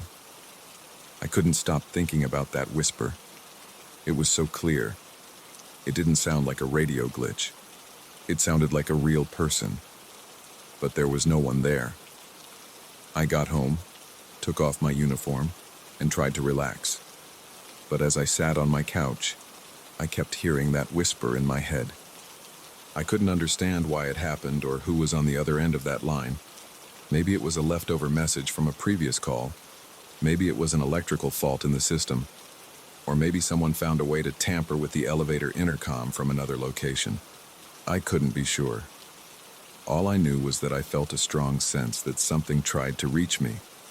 The rest of that day, I couldn't shake the tension in my chest. Even when I finally fell asleep, I had trouble resting. I would roll over and think about the empty elevator, the hiss of static, and that low, raspy voice asking for help. It's been a while, but I still remember the way it made me feel. Exposed, unsure, and alone in that big building. Even if I never hear that whisper again, the memory stays with me. And every time I take the elevator on a late shift, I check the intercom, half expecting to hear that voice again, asking for help from somewhere that I can't see.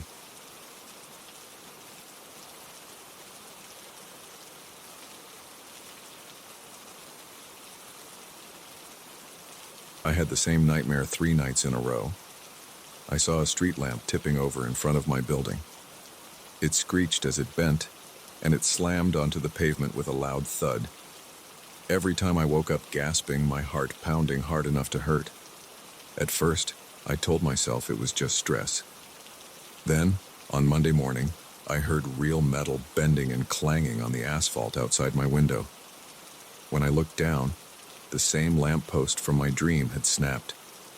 It was cracked at the base, lying sideways on the sidewalk. One man stood nearby with his hands on his head, staring at the broken light.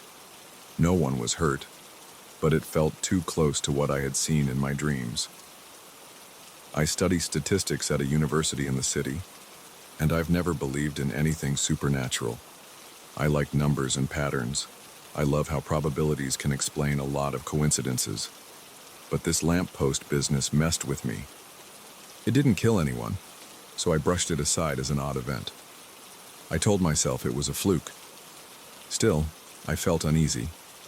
3 nights of the same dream, followed by the exact thing in real life on the same week, left me rattled. I tried to move on by burying my head in assignments, but I kept seeing that post in my mind.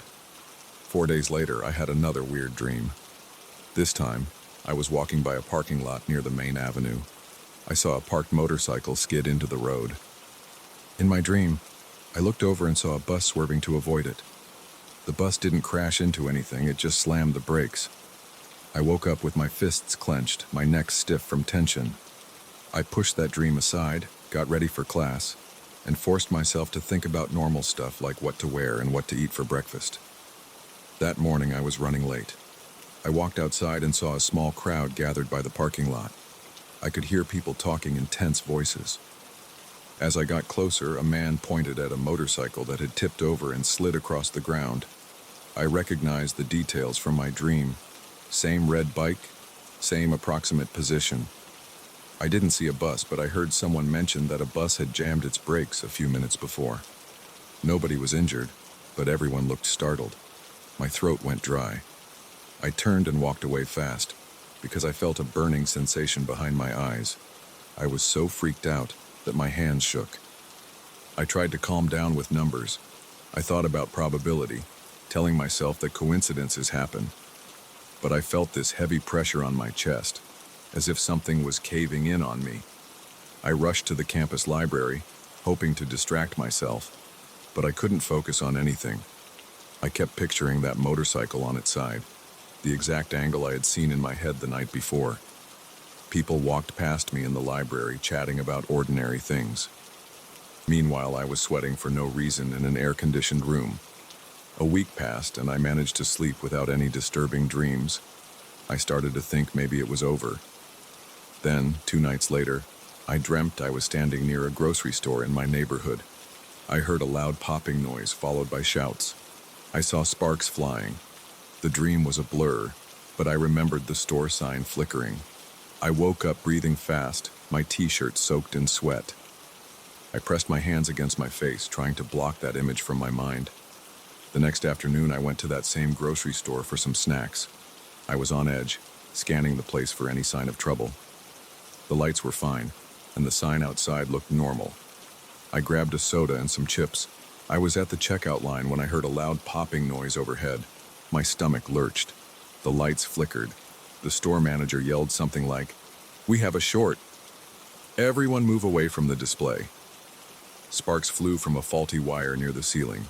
A small portion of the overhead light fixture fell, landing on a rack of candy bars. It was minor damage, and employees managed to shut off the power in that section. The manager looked frazzled, but no one was hurt. I stood still, my hands clenched around my snack bag. My ears rang. I felt unsteady on my feet. When I got back to my apartment, I locked the door and sat at my kitchen table. I stared at the wall for a while, just listening to my own heartbeat. My mind went in circles. I was used to analyzing data, not random events that matched my nightmares. I felt like my life had spun into some bizarre territory I couldn't measure or predict. I kept telling myself maybe it was all in my head, but it kept happening. I thought about telling a friend, but I pictured them laughing or staring at me like I was losing it. Over the next few days, I slept poorly. My dreams were just random shapes and blurred sounds. But every time I drifted off, I was scared I'd see another accident. My neck felt stiff most of the time. My appetite was off. I avoided looking out my window, and I walked around the neighborhood trying not to notice anything suspicious. I felt like I was waiting for some new disaster to pop out of nowhere. Then, late one night, I dozed off at my desk. I dreamt about a crowded street I recognized, 2 blocks from campus. In the dream, I heard shouts and metal scraping. I looked around and saw scaffolding breaking off from a building under construction. Pieces of metal fell onto the sidewalk. No one died in the dream, but I heard people scream and run. I woke up with a jolt, my skin clammy. My phone showed 3 a.m. My heart was banging in my chest. I shut my eyes, trying to push away the images. The following morning, I felt jumpy. I kept my phone in my hand, ready to call for help if anything weird happened. I had to pass that same construction site on my way to class. When I got there, I noticed red tape around the sidewalk. A worker was directing pedestrians away. He said, "Watch out. We had a loose section on the scaffolding. We're fixing it now." I looked up and saw a bent metal bar dangling from the top floor. The worker told me they had to close off part of the sidewalk for safety. Nothing had crashed to the ground yet, but it was close. My stomach tensed. I walked away as fast as I could, not looking back.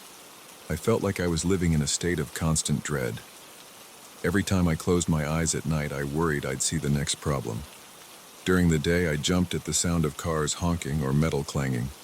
I flinched whenever I heard sudden noises. My hands felt sweaty even in cool weather. I tried to hold a coffee cup in class, but it kept slipping in my grip because my palms were damp. Some classmates looked at me like I was sick or hungover. I didn't know how to explain that I was terrified of my own dreams. One afternoon, I decided to talk to a professor I trust. He teaches probability theory and is always open to discussions about strange coincidences. I went to his office, closed the door, and told him I'd been having these weird dreams that came true. I tried to describe them in a calm, direct way, focusing on the dates and outcomes. He listened without interrupting. Then he said, "You might be noticing patterns that confirm your expectations. Our minds can trick us." I understood what he meant. He suggested I record all my dreams, both the ones that come true and the ones that don't. He wanted me to gather data. I tried that for a few days, writing down every detail from my sleep. Some dreams were random nonsense, like me forgetting to study for an exam or missing a bus. But the real problem was the next big one I had. It was vivid. I dreamt I was walking past a certain intersection near my apartment. There was a loud crash and the sound of grinding metal. I saw a car spinning around and smashing into a lamppost. People nearby backed away. I heard an alarm blaring from another car that got sideswiped. I woke up shaking, my face hot. The dream's detail bugged me because I recognized the intersection. It's right near a pharmacy I often visit. I wrote everything in my notebook. The next day, I avoided that area. I walked 3 blocks out of my way to bypass it. I spent the day in a near panic, expecting to hear a crash at any moment. By evening, nothing had happened, and I started thinking maybe this was the one that wouldn't come true. That idea calmed me a little. I decided to head home. The moment I turned onto my street, I heard a screech of brakes behind me. I spun around and saw 2 cars colliding in the intersection. They weren't going at high speed. It looked like one car had run a stop sign. The front bumper of the second car slammed against the side of the first. The first car lurched, then rolled into a lamppost. The lamppost wobbled, but it didn't collapse. I heard a continuous horn blaring from one of the vehicles. Glass littered the asphalt. People gathered. I stood there, breathing fast, my nails digging into my palms. The drivers got out and started shouting at each other. Some bystanders called for help. No one was seriously hurt, but one guy was gripping his arm and wincing. My entire body felt cold. It was exactly the type of crash I'd seen in my dream. Same intersection, same type of car bumper damage. I hurried home. My vision felt blurry, and my heart hammered. I tossed my bag on the floor and just stood there in my living room. I couldn't stay still, my legs were restless. I paced around, checking my phone, flipping through TV channels, opening and closing the fridge. I kept replaying the crash in my head. I felt like I was in a loop of anxiety. I took a cold shower, hoping that would shock me out of my panic. The water made me shiver, but it didn't clear my head. Now, each time I go to bed, I dread the next dream. I stay awake until my eyes burn. I sit at my desk, flipping through stats textbooks, trying to bury my mind in formulas. But I can't ignore the possibility that I might see another accident or another disaster. My body reacts to every small noise outside. I hear a muffled bang from the street or a car door slamming and I freeze. I keep expecting another dream to become reality. I'm still trying to gather data like my professor advised, but it's hard to stay objective when my hands shake while I write in my notebook. I can't help noticing that each event lines up with dates from my dreams. Even if it's off by a day or two, it's close enough to make my skin crawl. I'm scared to tell anyone else because I don't want to sound unstable. I manage to function, go to class, buy groceries, and pay bills. But inside, I'm on high alert. I haven't found a pattern or formula to stop these predictions. I just live with this sense that I might see something else tonight, and that it might happen the next day. I don't know if there's a way out of this cycle. I keep hoping that if I ignore it, maybe the nightmares will stop and life will settle back to normal. But every night I fight sleep. My muscles are tense, my jaw aches, and my pulse speeds up whenever I remember the exact details of those dreams. For now, I just keep my eyes open. I try to handle my day-to-day tasks, but my mind is always ready to jump at the next sign of trouble. I walk around with a tight feeling in my chest, wondering if tomorrow will bring another broken street lamp, another short circuit, or another crash. That's my life now. A constant wait for the next bad dream to turn real. I don't know how to make it stop.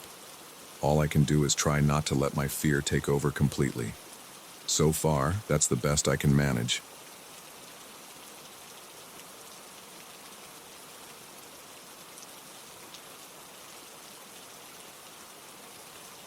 I still get nervous when I remember the night I realized that the room next to mine wasn't as empty as everyone claimed.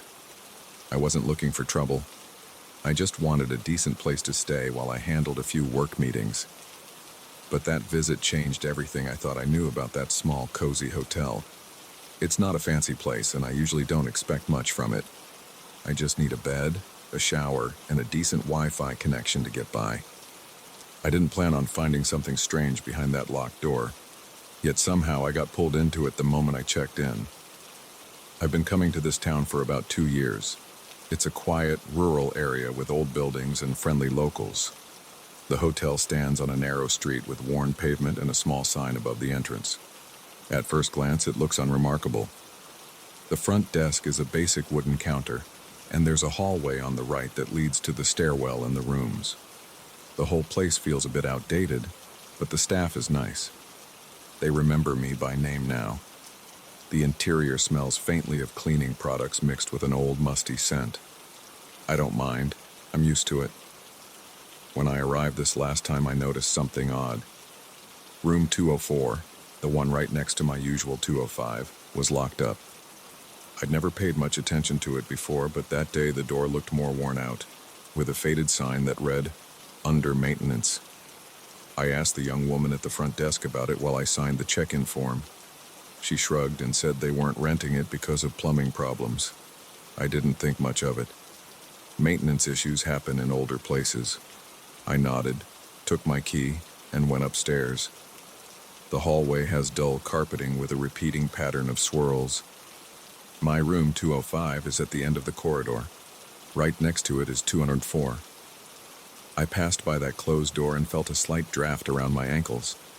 It was probably just the air current from the old windows at the end of the hallway. My room looked the same as always. One bed, a simple dresser, a small TV, and a tiny bathroom. I threw my suitcase on the floor and changed my clothes. I had a quick meeting scheduled, so I didn't stick around. I locked my door and went out. That day was busy. I had to drive to a neighboring town to visit a warehouse. On the way back, I stopped for a late dinner with a local contact. By the time I returned to the hotel, it was near midnight. The lobby was empty except for the night clerk, an older man who always seems half asleep. He didn't say much, just mumbled a greeting as I headed upstairs. The corridor lights were dim. The carpet muffled my footsteps, but the floor creaked occasionally. I fumbled with my key and let myself into my room. I was exhausted. I wanted a shower and a solid night's sleep. I had just finished brushing my teeth when I heard this faint noise through the wall. It was soft, like a voice. I turned off the tap and listened. Nothing. Then, as I dried my face with a towel, I heard it again. It sounded like someone speaking, maybe in a low, hushed tone. I couldn't make out the words. I pressed my ear against the wall that separated my room from 204. It was quiet for a second. Then I heard what seemed like muffled sobs or maybe a woman whispering. My pulse quickened. I wondered if the staff had made a mistake and actually rented the room. But why would the front desk say it was off limits? I tried to ignore it and crawled into bed. The sheets smelled clean enough, though everything felt slightly damp, probably due to the old ventilation. I turned off the lights and tried to relax. But every few minutes I heard those hushed voices again. Sometimes it sounded like crying, other times like two people arguing. I couldn't catch any clear words. Around 1 a.m., it got louder. I sat up in bed. My heart rate sped up. I felt a chill along my arms. I decided to see if there was someone in the hallway, maybe messing around.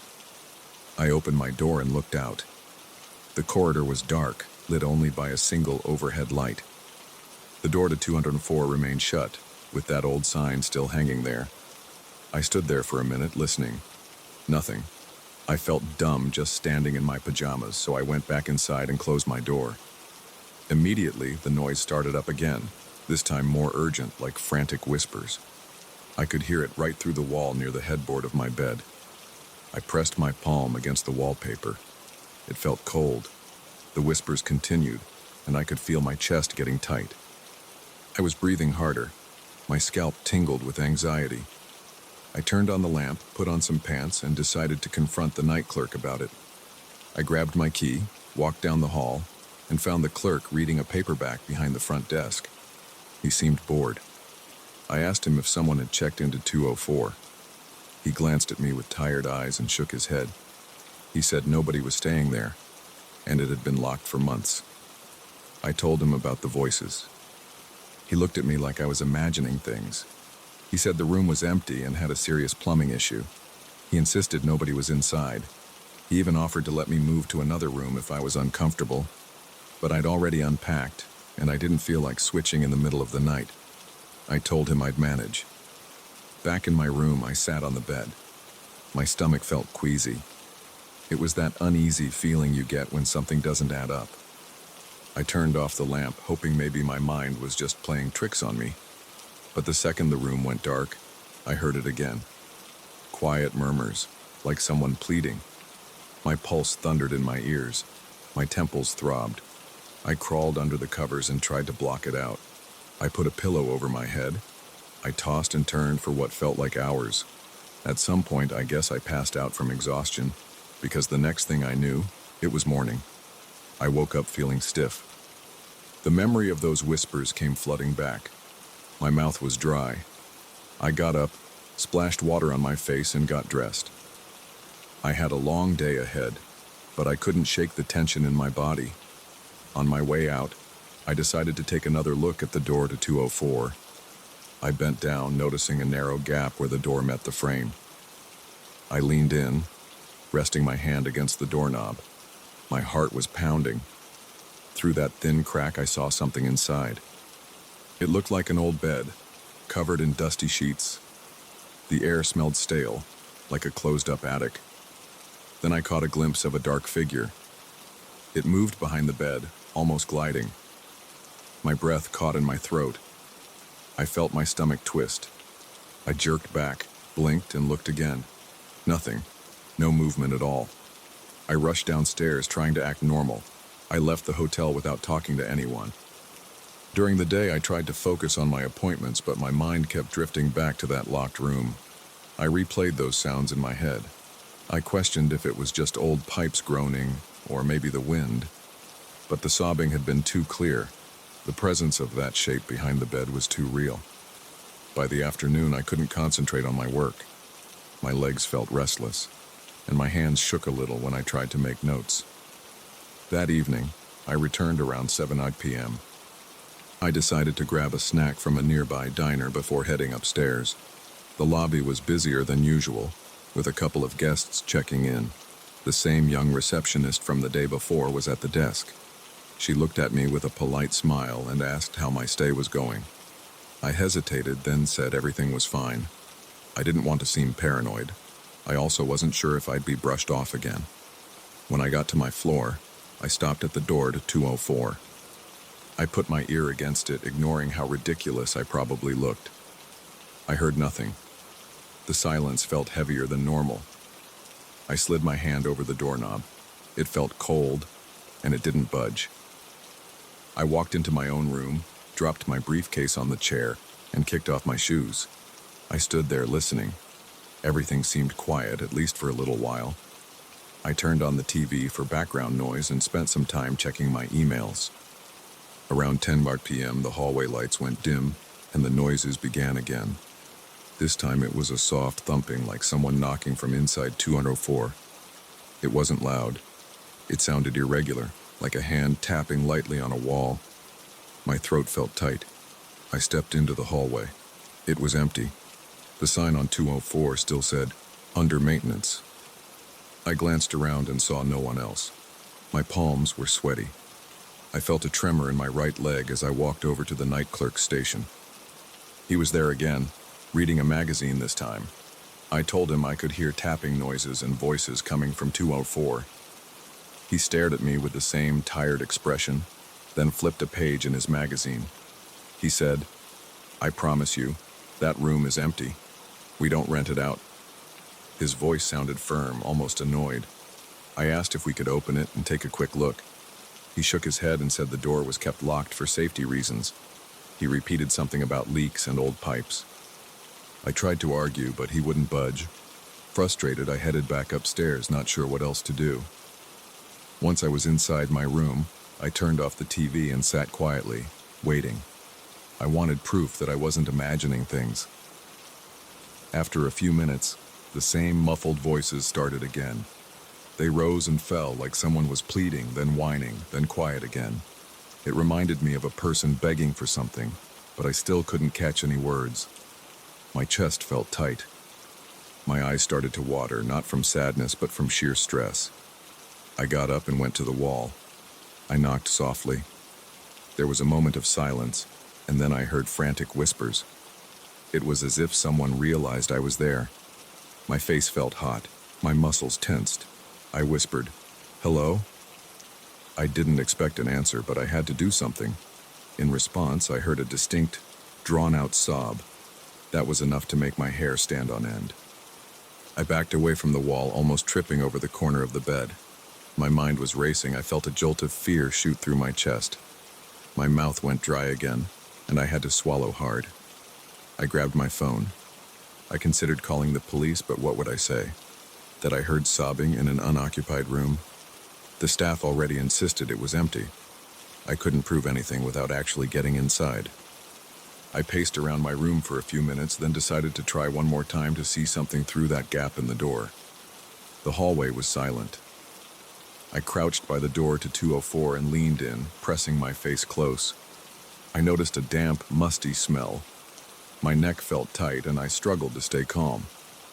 Through the tiny space, I could see the old bed. The sheets looked stained in patches. The mattress sagged in the middle. There was a faint shadow near the headboard, shifting back and forth. It was like a flickering shape, as if someone was kneeling on the other side. My heart slammed against my ribs. I blinked, trying to adjust my eyes to the darkness. I could hear a soft scrape, like fingernails on wood. Then, all at once, the shape seemed to move toward me. I scrambled back, nearly falling on my tailbone. I stood up fast, my knees shaking. I hurried into my room and locked the door. My chest felt tight, and I was panting, almost hyperventilating. I flipped on every light. I didn't know what to do or who to tell. I sat on my bed, gripping my phone. My thoughts spiraled with questions, but I tried to calm down. After a few minutes, I got under the covers. I left the lamp on and tried to sleep with the blankets pulled up to my chin. The voices and tapping continued for a while, then faded around 2 a.m. I dozed off eventually, though I kept jolting awake at every small noise. In the morning, I packed my things quickly. I wanted out. Downstairs, the receptionist asked if I was checking out early. I told her I had a change of plans. She nodded and didn't press. I could barely look her in the eye. Part of me wanted to confront her again about the room, but I was too rattled. I just wanted to leave. After paying, I lugged my suitcase to my car. I shut the door, inhaled a deep breath, and started the engine. My hands were shaky on the steering wheel. As I pulled away, I glanced at the second-floor windows. One of them was 204. I thought I saw a silhouette move behind the curtain. It might have been my imagination, but I felt my stomach clench. I still think about what happened in that room. Every time I recall those sobs and whispers, my chest tightens. I don't know if there was someone trapped in there or something else altogether. Nobody confessed anything, and I never got proof of what I heard or saw. But I'm certain there was a presence in that room. The staff kept saying it was empty, but it never felt empty. It felt lived in, haunted by someone who couldn't leave. I haven't been back to that hotel since. I'm not sure I ever will. Even now, the memory of those frantic whispers still makes my skin crawl. When I try to explain it to people, they look at me with skepticism. But I know what I heard. I know something was behind that locked door. And I'm not sure I want to find out the whole truth.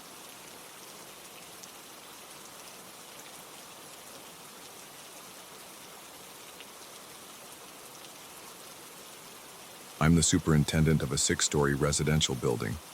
People here usually complain about small stuff: elevator noise, packages not being delivered on time, paint chipping on the walls. But recently, more than a few residents have approached me with the same concern. The 4th-floor corridor is always freezing cold, even on warm days. At first, I shrugged it off and thought maybe the AC vents there were stronger, or there was some draft from a poorly sealed window. But when 3 different residents came to me on the same week, saying that they felt chills in that hallway, I decided to check it out myself. I remember stepping off the elevator on the 4th floor with a light jacket on, just because it was a bit breezy outside. The second I walked onto that corridor, I noticed the air felt different. It was thick, and it felt colder than the rest of the building. I looked around at the doors, the gray carpeting, the soft yellowish lighting. Nothing seemed unusual, but I felt this sinking in my stomach. My skin prickled and I was wide awake, like I had just downed a cup of strong coffee. I didn't see anything out of place. There was no open window, no visible vent blowing cold air. Everything looked normal. I paced up and down that hallway, hoping to find some physical explanation. Maybe the windows weren't insulated well. I checked each window. They were closed and locked. I ran my hand over the edges of the frames. Nothing. No wind passing through. I touched the walls to see if there was a temperature difference. The walls felt cold, but I wasn't sure if that was my imagination or the hallway's real condition. I decided to come back the next day with a thermometer to confirm it. The next day, late afternoon, I took a basic digital thermometer from the building's small maintenance storage. I went to the 1st floor first and measured the hallway temperature, around 72 degrees Fahrenheit. I felt comfortable. I headed to the 2nd floor, same range. 3rd floor, no change. Then I got to the 4th floor and stood there, waiting for the thermometer to settle. It dropped to 62 degrees. That was already surprising, but then it kept going down until it settled at 60. That was a solid 10 degrees colder than the other floors. There was no reason for that. The building's HVAC system is shared across all floors, so everything should be consistent. Yet it was definitely colder. I told a few residents I was investigating. Most of them just nodded and seemed relieved I was taking it seriously. One older resident, Mr. Ramirez, called me over to his door that afternoon. He's lived in the building for decades. He invited me into his unit. I stepped inside. His place smelled like books and old leather. He had stacks of newspapers on a low wooden shelf. He offered me a seat, then told me he remembered a big fire happening on that floor a long time ago. He said the corridor walls had to be reconstructed. He claimed someone got trapped in the smoke and never came out the same. I listened carefully, but I tried not to get wrapped up in stories that might be based on rumors. However, Mr. Ramirez was pretty serious about it. He said that since that time, people have always talked about some lingering cold on the fourth floor. He also said that late at night, some residents have heard cracking noises in the walls, as if there was still something burning inside. I didn't know how to respond. I just said I'd do my best to figure out if there was a structural issue or something else. But his story stuck with me. That night, I couldn't get the thought out of my head. I know old buildings can have weird drafts. Sometimes there's an old ventilation shaft or poorly sealed duct that can cause a strange airflow. But the crackling noises people mentioned sounded odd. I decided that after my usual administrative work, I'd go to the corridor again to see if I could hear anything. I got there around 10 p.m., when most folks were winding down. The hallway lights were dimmer. The building has a system that lowers the brightness late at night to save electricity. The corridor looked a bit eerie. The carpet was that dull gray, and the lights had a slight flicker to them. As soon as I stepped off the elevator, I felt the cold again. It hit me in the face like a blast of outdoor winter air, except everything was closed. I walked over to the window at the end of the corridor. It was sealed, locked. I tapped on the glass, checked the latch, listened for any wind. Nothing. I started walking slowly down the hall, passing each apartment door. I could hear my own breathing. I felt my chest tighten a bit. My fingers felt cold, like I'd been holding a piece of ice. I rubbed my hands together, but they didn't warm up much. About halfway down the corridor, I stopped because I heard a faint popping sound. It was soft, like a piece of wood expanding. Then it stopped. I stood still and listened. A few seconds later, I heard it again, a faint crackle from inside the wall. I pressed my ear to the plaster. The cold against my cheek was uncomfortable. I heard another pop, followed by a tiny clicking noise. It reminded me of the sound you hear when logs settle in a fireplace, but it was very quiet. I stepped back and took a breath. My heart was beating fast. There was nothing particularly threatening about the sound, but it was just strange to hear it in a place with no fireplace or obvious source of that noise. I decided to do a more thorough check. I went to the utility closet on that floor. It holds electrical panels and some basic wiring access. Everything appeared normal. No alarms were triggered. The panel wasn't overly warm or hot. No sign of an electrical short. I checked the walls for moisture or any sign of a leak that could cause that cracking noise. Everything was dry. The corridor stayed cold, though. It was consistent, like walking into a room with an air conditioner on full blast. I stayed there for about 30 minutes, just pacing and listening. Every few minutes, I'd catch another faint pop or crackle. My breath started to come out in short bursts. I was worried I might be spooking myself. But the cold was real. I pulled out the thermometer again. It read 58 degrees this time. I didn't have a good explanation for why it was dropping further. Eventually, I decided I had enough for one night. I took the elevator back down and tried to push it out of my mind. The next day, I had an HVAC technician check the system. We went floor by floor. He inspected vents in the central unit in the basement. Everything looked normal. He walked up to the fourth floor with me carrying some tools. He felt the chill too. He said, "That's weird. All the vents are set the same. There's no separate zone that should be making this area colder." He used his own thermometer, and it read around 59 or 60 degrees.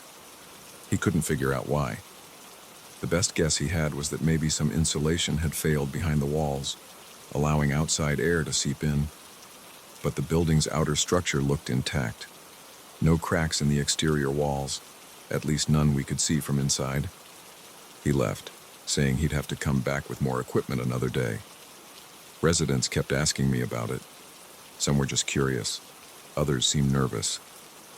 One person told me they heard the popping noises in the middle of the night and couldn't sleep. Another said they felt like something was off when they walked from the elevator to their door. I tried to reassure everyone that I was on top of it. I posted a notice in the lobby that an HVAC inspection was ongoing. But the feeling in the building changed a bit, especially among the folks on the 4th floor. It's not a huge building, but people talk. The rumor about the old fire came up again. An older story said that the corridor had once been sealed for repairs for months. Some say they felt this cold in small bursts for years. Others said they never noticed it until now. I decided to spend more time on the 4th floor at night. I went up there around 11 p.m. with a flashlight, even though the lights were on. I just wanted to check behind the baseboards or any corner that might hide a crack. I started near the elevator, ran the beam of light along the trim, looking for signs of damage or discoloration. I moved slowly, feeling the cold sink deeper into my arms and legs. I stopped every so often to listen. The corridor was quiet. Then, about a third of the way down, I heard that cracking sound again. It was sharper this time. I knelt down, pressed my ear near the baseboard. I heard a soft rattle inside the wall like something was shifting. My breath felt heavy. I wasn't exactly scared, but my nerves were on edge. I tapped on the wall lightly to see if anything would move. It was solid. The popping stopped for a while.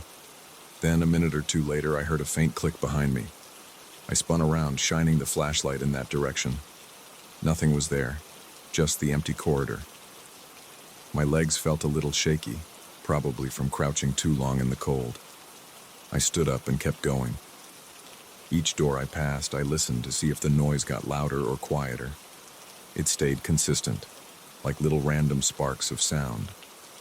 No pattern, no location that seemed to be the main source. It was all around me in that hallway. I checked the small laundry room at the end of the corridor. The temperature was cold in there too, but no weird sounds. The machines were off for the night, so it was silent. I turned back and glanced at the corridor from that end. It looked normal. Just the same dull walls, the same lights. But I felt tense. My arms had goosebumps, and not just from the cold. My stomach was knotted. I remember thinking, I wish I knew what the hell is going on in these walls. I stayed there until about midnight. A few residents passed by, saw me with the flashlight. They asked if everything was okay. I just said I was doing a check for structural issues. They looked uneasy but kept walking. None of them stayed around to chat. I couldn't blame them. It was late, and I probably looked like I was hunting for something. After a while, I packed up and went back down to my office on the 1st floor. Over the next few days, I spoke with a few more people. Mr. Ramirez mentioned more about the old repairs. He said the corridor had been gutted decades ago, but he never heard if they replaced the insulation. He also said some people believe the corridor was always doomed to be cold. I asked if he remembered any official reports from the building's archives. He said he wasn't sure.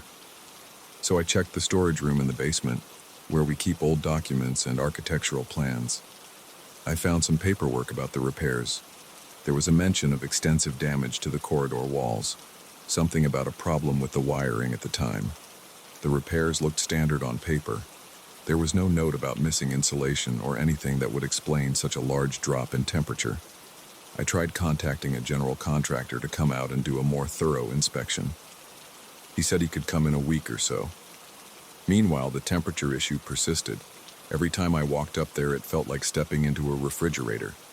The crackling noises continued, sometimes louder, sometimes softer, but they never completely disappeared. Some nights I'd go up around 9 or 10 p.m. and it would be completely silent for a few minutes, and then out of nowhere, I'd hear a pop near the ceiling or a faint series of clicks in the wall.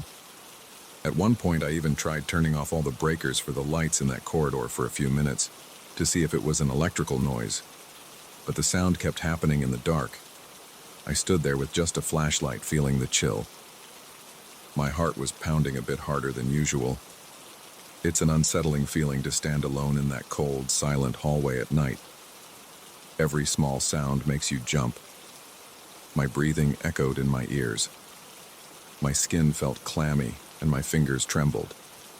I told myself it was just the cold affecting my nerves. Every day I'd update the residents about my progress. I told them the contractor was on his way, that we'd figure it out, that there was no danger to them. Most seemed to accept that. A few insisted that there had to be some hidden structural problem. Others believed the cold was some leftover effect from the old fire. I didn't want to dismiss any theories out of hand, but I was trying to stay rational. There had to be a physical explanation. The strangest part was that the cold never spread to the other floors. The 5th and 6th floors above it were normal. The 3rd floor below was normal. Even the apartments on the 4th floor themselves seemed okay once you entered them. The cold stayed in the hallway. It was like an invisible barrier at each apartment door. You'd step inside someone's unit, and the temperature would be the usual 72 or 73. Step back into the corridor and it dropped by over 10 degrees. That sharp difference made me realize this wasn't some minor draft. It was concentrated in the hallway. By the time the contractor arrived, I had a thick folder of notes. Temperature readings from different days and times, notes on the popping sounds, the old building documents. He brought in a thermal imaging camera to check for insulation gaps. We walked around for an hour. He found a few small spots near the ceiling that were slightly cooler, but nothing that could account for the entire corridor dropping so many degrees. He was puzzled. He said, "This is unusual. Maybe something behind these walls is pulling in outside air, but I can't see any sign of that on the camera." He recommended opening up a small section of the wall to inspect, but that would require approval from the building's board. I made a note to bring it up in the next meeting. Meanwhile, the popping noises kept happening. Residents got used to them in a way, though it still bothered some folks, especially at night. They'd walk quickly to their doors, not wanting to linger in that corridor. I kept hearing random stories. Some said they felt like the floor was colder in the center, while others claimed they heard the sounds near the corners. I tried to pin down a location, but it shifted. Sometimes I'd hear it on one end, sometimes near the elevator. There was never a single focal point. I started feeling a bit worn out from all the late-night checks. I'd come home to my own apartment in the building and feel tense. My shoulders ached. My hands sometimes felt stiff from staying in that cold environment. I got in the habit of carrying a jacket just to go to that floor. It didn't help that people's stories about the old corridor repairs circulated. I tried to focus on facts, the temperature reading, the lack of any visible damage, the possibility of hidden structural issues. In the end, I presented the contractor's findings to the board. We plan to open a small section of the wall soon, near the utility closet, to see if there's some unknown gap or a hidden duct or pipe that's causing this. Until then, the corridor remains the coldest part of the building. The popping noises come and go. Some folks swear it sounds like burning embers or a faint crackle of something that's not quite gone. Others say it's just the building settling. I still visit the corridor almost every day. Each time, the temperature reads about 60, sometimes 58. It doesn't matter if it's hot outside or if the rest of the building is toasty. I step out of the elevator and feel that chill creep into my bones. The air feels denser. My breath feels heavier. I check around, see nothing strange, then leave. There's no easy explanation yet, but I haven't given up. I'm just waiting for permission to open up the wall and see what's really back there. Until that happens, the 4th floor corridor stays cold, with those odd clicks and pops echoing in the night. That's the situation. That's all I know. And it's enough to make me uneasy every time I ride that elevator up to the 4th floor.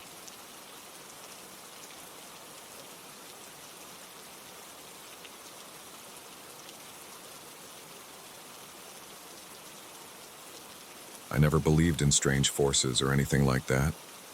I always rolled my eyes when people talked about haunted rooms or eerie vibes. That changed one morning when I stood in front of the office door on the 2nd floor of my house and found it stuck. That moment still sends shivers through my arms when I think about it. I live alone, so there's nobody else to blame for what happened. Yet, I can't find a rational explanation. I bought this house a few years ago. It's a simple two-story place. The bottom floor has a living room, a kitchen, and a small bathroom under the stairs. The top floor has 2 bedrooms and a hallway that splits off to a narrow storage closet at the far end. The first bedroom is where I sleep. The second bedroom was supposed to be a guest room, but I turned it into my home office. I work from home most of the time, so I spend hours in there. From the day I moved in, that second bedroom felt off. I can't describe it in fancy words. All I know is that the moment I step inside, something in the air feels heavier. The smell is different too. It's not a bad smell. It's more like the air is stale or old. I keep the window open whenever I can, but that strange feeling never goes away. I tried rearranging the furniture to see if it improved anything. I painted the walls a lighter color. I swapped out the ceiling light. Nothing changed that heavy atmosphere. Despite my discomfort, I continued to use that room because I needed a workspace. Over time, I got used to the feeling of unease. I'd sit at my desk, stare at my computer, and focus on my tasks. Eventually, I hardly noticed the weird vibe. Until that morning. It was a Wednesday. I remember because I had a meeting scheduled for 10 in the morning and I wanted to get some coffee before settling at my desk. I climbed the stairs around 8. My routine is pretty standard. I wake up, make breakfast, eat in the kitchen, then head upstairs to work. That day I felt normal. My night's sleep had been okay. I wasn't anxious or anything. I reached the top of the stairs, turned left, and walked toward my office door. I tried the doorknob and it didn't budge. At first I thought the latch might have jammed. The lock is the simple kind that you can twist from the inside. I stood there for a second, jiggling the handle. Nothing. I checked to see if I had accidentally locked it, but the lock wasn't engaged. The knob turned, but the door wouldn't open. It felt like something was blocking it from the other side. My first thought was that maybe I had dropped something behind the door the night before, but I knew I hadn't. I like to keep the room tidy, so I never leave boxes or heavy items by the door. I pushed a bit harder, giving the door a nudge with my shoulder. Still no movement. I took a step back, gripped the handle, and forced it with more pressure. Then I heard it, a scraping sound like heavy furniture dragging across the floor. That noise made my heart pound. It was a single, drawn-out scrape, the kind of sound you'd get if someone took a solid wood wardrobe and slid it a foot across the floor. I felt my stomach tighten. My mouth went dry. There was no reason for that sound to happen. Nobody else was in the house. I didn't own any large pets.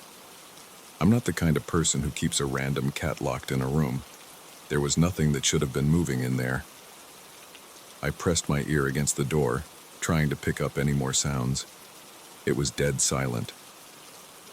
I remember standing there with my pulse hammering in my ears, feeling the wood of the door cold against the side of my face. After a few seconds of silence, I decided I needed to push harder. I braced my left shoulder against the door and shoved. It gave about an inch, then stopped. The scraping noise came again, but this time it was more of a jolt, like something was resisting the push.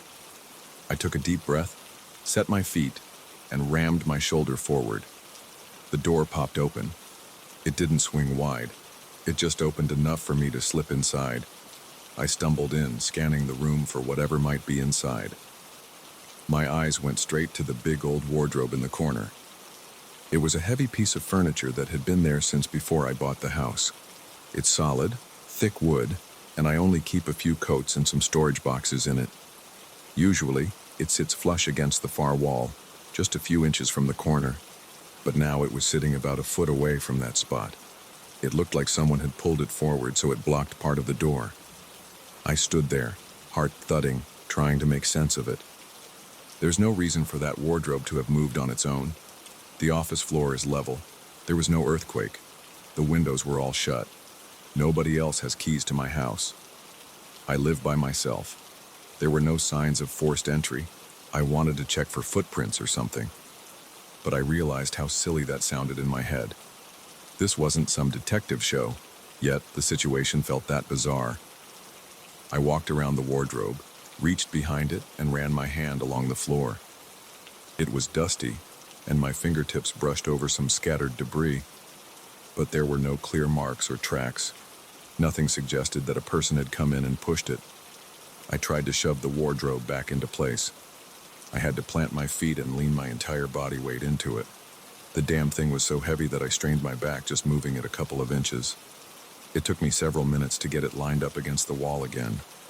Afterward, I was out of breath. My shirt stuck to my back with sweat. My palms felt clammy. I stood there panting, staring at the wardrobe, trying to figure out what to do next. My heart was still racing, and my mind was spinning with questions. I kept looking around the room for a clue. The window was locked from the inside. My desk looked normal. My chair was in its usual spot. The computer was off, just as I had left it. Everything else seemed perfectly ordinary. I walked around, opened drawers, checked behind the desk, and looked under it. I tried to find anything that might have shifted during the night. Nothing was out of place except for that wardrobe. I kept thinking, maybe the floor is uneven, or maybe the wardrobe got knocked somehow. But I knew how heavy that thing was. Even a strong adult would have a hard time moving it alone without leaving scuff marks. After a few minutes of pacing, I realized I was shaking. My hands were trembling as I touched the edge of the desk. I told myself to calm down, but my nerves were shot. I left the room, locked the door behind me, and went downstairs. I needed coffee, but I was too uneasy to focus on anything. I ended up sitting in the living room, gripping my mug so tightly that my knuckles turned white. I kept replaying that scraping sound in my mind. That's what got me the most. It wasn't just the fact that the wardrobe had moved, it was that I heard it move. That means it happened at that moment, not hours before. Something was on the other side of that door resisting me. The thought made my stomach knot up. I canceled the morning meeting and shot my boss a text, saying I had a power outage or something. I didn't want to tell him the truth. Even saying it out loud would have made me sound paranoid or crazy. Hey, my office furniture moved on its own. That wasn't something I felt comfortable sharing with anybody. I spent the rest of the day on the couch. My phone was next to me, and I caught myself typing out messages to friends, but I never sent them. I didn't know how to phrase what I experienced. I didn't want people to think I was losing it. So I just sat there staring at the TV, flipping through channels, not really paying attention to anything. My mind kept wandering upstairs to that wardrobe. When night came, I locked every door and window. I felt uneasy in my own house, which is something I had never experienced before. I was jumpy at every noise.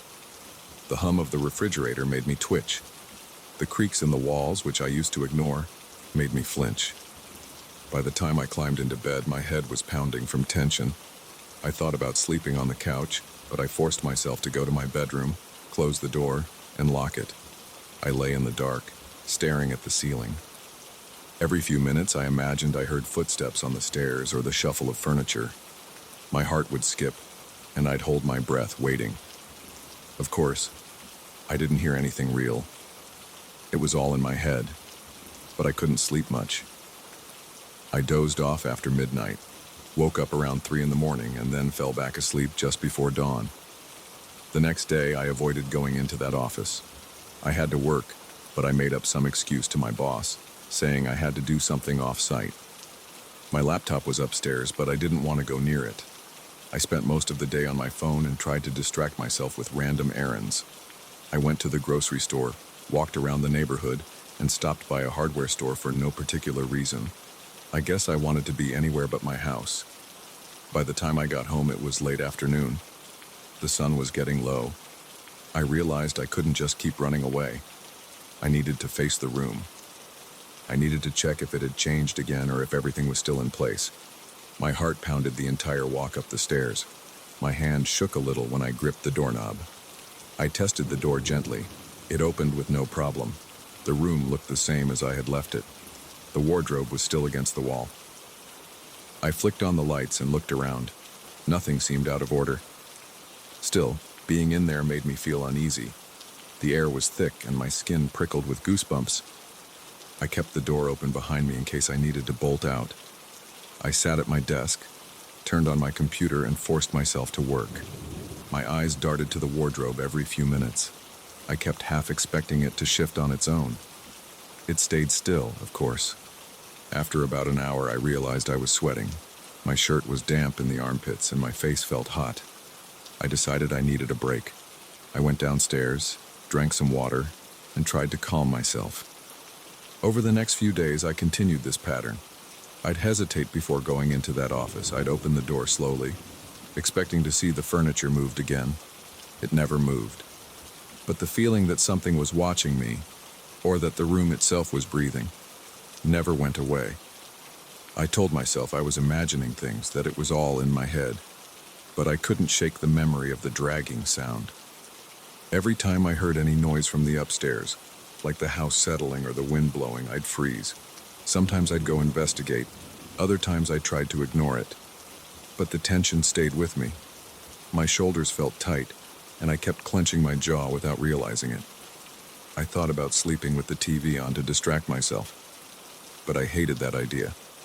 I wanted to be stronger than my nerves. So I stuck to my regular routine, except I'd check the locks a few extra times before bed. I'd glance down the hallway at the office door, half expecting to see it creak open. It never did. One night I sat on my couch and forced myself to think logically. The wardrobe must have been slightly off balance. Maybe the floorboard beneath it wasn't completely flat. Perhaps temperature changes caused the wood to swell or shift. I tried to convince myself of that. But no matter how many excuses I came up with, I couldn't explain the fact that it was fully blocking the door and that I heard it move while I was pushing from the outside. At some point, I knew I had to live my life. I couldn't move out on a whim.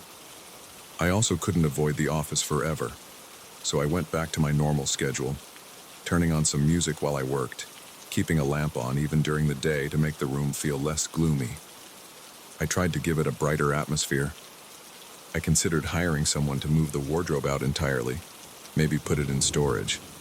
But I felt weird about that, like I was admitting defeat to whatever force was in there. Or maybe I was just lazy. Either way, I left it there, pushed against the wall. Weeks passed and I managed to calm down a bit. The memory stayed with me though.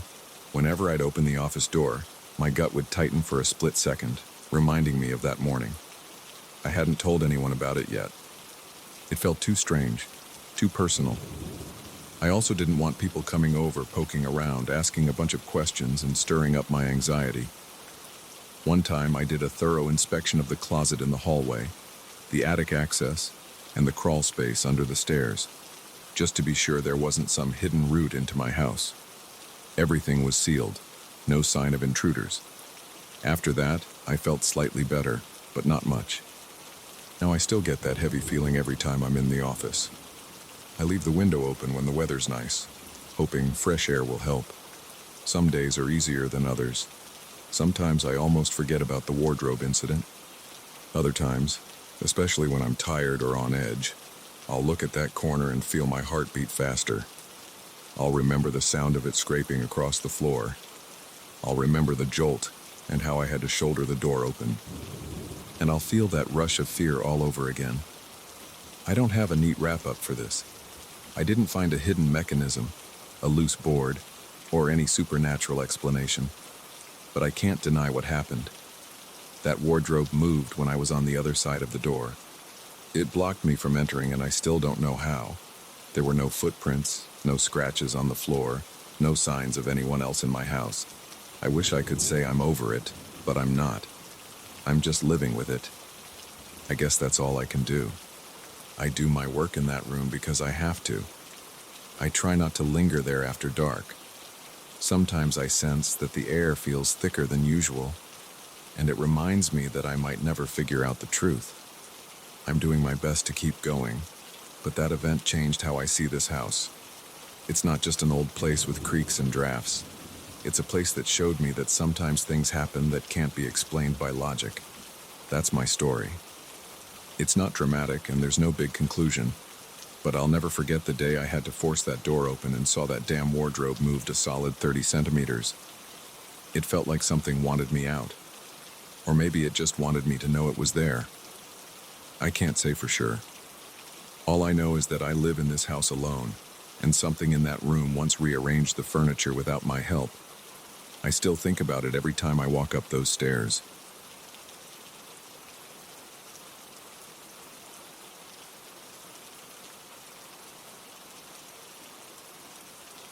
was wide awake that night. I had stayed up reading and I realized I needed the bathroom. I walked out of my small room at the end of the second-floor corridor, wearing just a t-shirt, sweatpants, and socks. My aunt's house always felt a little quiet at that hour. She went to bed early. Her guest room, the one she'd let me use, was at the far end of the hallway. Her bedroom was at the opposite side. A single light bulb above the stairs gave off a weak yellowish glow. I felt a slight chill in the air, but I figured it was just the temperature dropping overnight. I didn't want to turn on more lights than necessary, so I moved toward the bathroom with just that one bulb guiding me. The floor made faint creaks. I opened the bathroom door, listened for any movement in the house, and heard nothing. The pipes sometimes groaned in this place, so I waited for a second, but everything was silent. I used the bathroom quickly, rinsed my hands, and took a moment to look in the mirror. My eyes looked a bit tired. I inhaled once, trying to steady myself, then opened the door. As I stepped back into the hallway, I felt a slight draft. I don't know where it came from, but it made me shiver a little. I wanted to get back to my room right away. Then I noticed something odd. A baby stroller stood in the middle of the corridor. I recognized it immediately. My aunt had mentioned she was storing an old stroller in a locked room on the second floor. She intended to donate it to someone, but nobody had come to pick it up yet. She kept that door locked because she didn't want to clutter the house with extra items. I had never seen that stroller out in the open before, yet there it was. I froze where I stood. I listened carefully for any sounds of footsteps or movement. I heard absolutely nothing. The only thing I noticed was the mild hum of the refrigerator downstairs, or maybe it was the water heater. It was too faint to pinpoint. My mouth felt dry, and I thought for a second about calling out my aunt's name. But it was late, and she was definitely asleep. I figured maybe she changed her mind about storing the stroller and just put it out to remind herself. But she never did things like that at such a late hour. I walked closer, trying to make sense of the situation. The stroller's handle was facing me, and it looked old and a bit dusty. The seat was empty, of course. Nothing seemed unusual about it except the fact that it was in the corridor when it was supposed to be locked away. The door to the storage room was about 5 or 6 steps away from where the stroller sat. I glanced at that door. It was still closed. I reached out and tested the handle. It turned, but it was still locked. I felt uneasy. I tried to rationalize. Maybe my aunt forgot to lock it earlier, but I remembered seeing her lock it. She had used a small key on that door a few days ago, complaining that the lock was old and stiff. Now it was definitely locked. I looked back at the stroller and noticed the wheels were a bit rusted, which might explain the squeaky sound I heard, but I hadn't heard it roll out here. That was the weirdest part. I decided I should move it out of the way so I could get back to my room. I grabbed the handle, but something about it felt grimy. My fingers pressed into a sticky residue on the handle's foam grip. I pulled my hand away and wiped it on my shirt. I felt a small spike of disgust. I didn't want to deal with cleaning it at that hour, so I just gently pushed it against the wall. I told myself I would tell my aunt in the morning. Then I walked back to my own door, stepped inside, and shut it. Immediately, I felt a strange tension in my chest. I stood there, hands still on the doorknob, sensing something wasn't right. A second later, I heard the faintest squeak. It was like the sound of a rickety wheel turning. My breath caught in my throat. I waited. My heart beat faster. I heard it again. Another slow squeak. It reminded me of a shopping cart with a bad wheel, except softer. I didn't know what to do.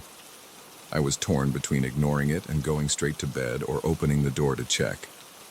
The curiosity and the nervous tension got the better of me. I turned the knob, pulled the door open, and leaned out. The light over the stairs was still on. I scanned the corridor. The stroller was no longer against the wall. It was now a few feet from the top of the staircase. It looked like it had been pushed. I couldn't see anyone else there. Both ends of the corridor were empty. My aunt's door was still closed. There was no sound now. I stepped back into the hallway. My heartbeat thudded in my ears, and I could feel my palms getting sweaty. There was no sign of who might have moved the stroller. I approached it slowly. It sat at an odd angle, like it was about to roll down the stairs if it got pushed a bit further. The front wheels pointed toward the steps. My breath felt shallow. I took another glance around. I saw the closed doors. No lights under them. No movement. No whisper of fabric or scuff of a footstep. Nothing. Just me and that stroller. I put my hands on it again, this time more firmly. I wanted to push it back to the locked storage room and see if somehow the door would open. I gripped the handle and tried to roll it along the floor. The wheels resisted at first, squeaking loudly. Each rotation sounded like a short, high-pitched wail. It felt wrong to hear that noise echo in the quiet hallway. After a few inches, the stroller started to roll more smoothly. I brought it back near the locked door. I pressed my ear to the door, but I heard no movement inside. I didn't want to leave the stroller in the middle of the corridor again, so I kept one hand on the handle while I pulled on the storage room's doorknob. It was locked as before. I jiggled it, feeling frustration welling up. I looked back at the stroller, trying to figure out where else I could park it. The corridor was narrow. I could leave it near the wall opposite my room. But then I kept thinking about how it ended up near the stairs. That memory made me uneasy. I was worried I'd hear it move again. I wanted to secure it somehow. But there was no chain, no rope, nothing to keep it in place. I decided to wedge it against the wall right next to a small table with a lamp. I pressed the wheels against the baseboard so it wouldn't roll on its own. Then I stepped back a bit, taking a moment to observe it. The stroller stayed still. I exhaled in relief. I headed back to my room, opened the door, stepped inside, and shut it once more. I locked it this time. My aunt's guest room door had a simple push-button lock from the inside. It wasn't heavy-duty, but it made me feel a bit better. I turned off my overhead light, leaving only the soft glow from a small nightstand lamp. I sat on the bed. My mind was racing. I looked at my phone. It was almost 3 in the morning. My body felt tired, but my thoughts were swirling with questions. I tried to focus on the physical sensations. I was sweating a bit, even though the room felt chilly. My hands were trembling. My breathing felt shallow. I kept swallowing hard, like my mouth was dry. I reached over and turned off the lamp. Darkness filled the room except for the faint light that bled in from under the door. I lay down on the bed, pulling the covers up to my chest. My ears felt more sensitive than usual. I listened for any sign of movement. The house seemed still. I forced my eyes shut, hoping to calm down. I must have drifted off for a short while because the next thing I remember was a slight tapping sound. It reminded me of a knuckle gently hitting wood. I wasn't sure if it was real or if I'd heard it in a dream. I stayed very still, trying to figure out if it was in my head. Then I heard it again, a soft tap. I felt my skin prickle. My eyes were open, but I couldn't see much. My room was nearly pitch black. I reached for my phone to check the time. It was 3:26 a.m. The tapping continued, irregular but distinct. I couldn't tell if it was at the door or somewhere on the wall. My heart pounded. I whispered to myself, "Is someone there?" But didn't speak loudly. I debated getting up to check. My mind jumped to the stroller in the hallway. I wondered if something was happening out there. The tapping stopped. The sudden silence felt like pressure on my eardrums. I stayed still, barely breathing, for what felt like a full minute. Finally, I exhaled and decided to stand up. I unlocked the door and opened it an inch, peeking into the corridor. The hallway light over the stairs still glowed. The corridor itself was empty. I opened the door wider and stepped out. I wanted to see if the stroller had moved. It hadn't. It sat in the same spot, wheels pressed against the baseboard. Nothing else seemed out of place. The house smelled a bit stale, like it always did at night when no windows were open. I listened for the tapping again. It didn't return. I took a few cautious steps toward the top of the stairs and looked down to the first floor. The living room lights were off. The front door was locked. The kitchen door was closed, too. Everything seemed normal. I rubbed my arms to warm up. The air felt colder than before. I heard a faint click somewhere behind me and turned around fast. The corridor was quiet. I looked at the locked storage door and then at my own door, which was now wide open. Nothing else. Maybe it was the old house settling. I decided I had to see if my aunt was awake. I walked to her room and listened at her door. No sound. I didn't want to wake her if she was sleeping. She's a light sleeper, and if she was up, she would have probably come out already. I felt stuck in that moment, not sure what to do. My legs felt tense and my pulse was racing. But I couldn't justify knocking on her door for something that might just be my own overreaction. I walked back to my room, staring at the stroller on the way. I half expected it to move in front of my eyes. It stayed put. I noticed the seat's fabric had a small tear near the edge. A bit of stuffing peeked out. The wheels had spots of rust and the metal frame was scratched.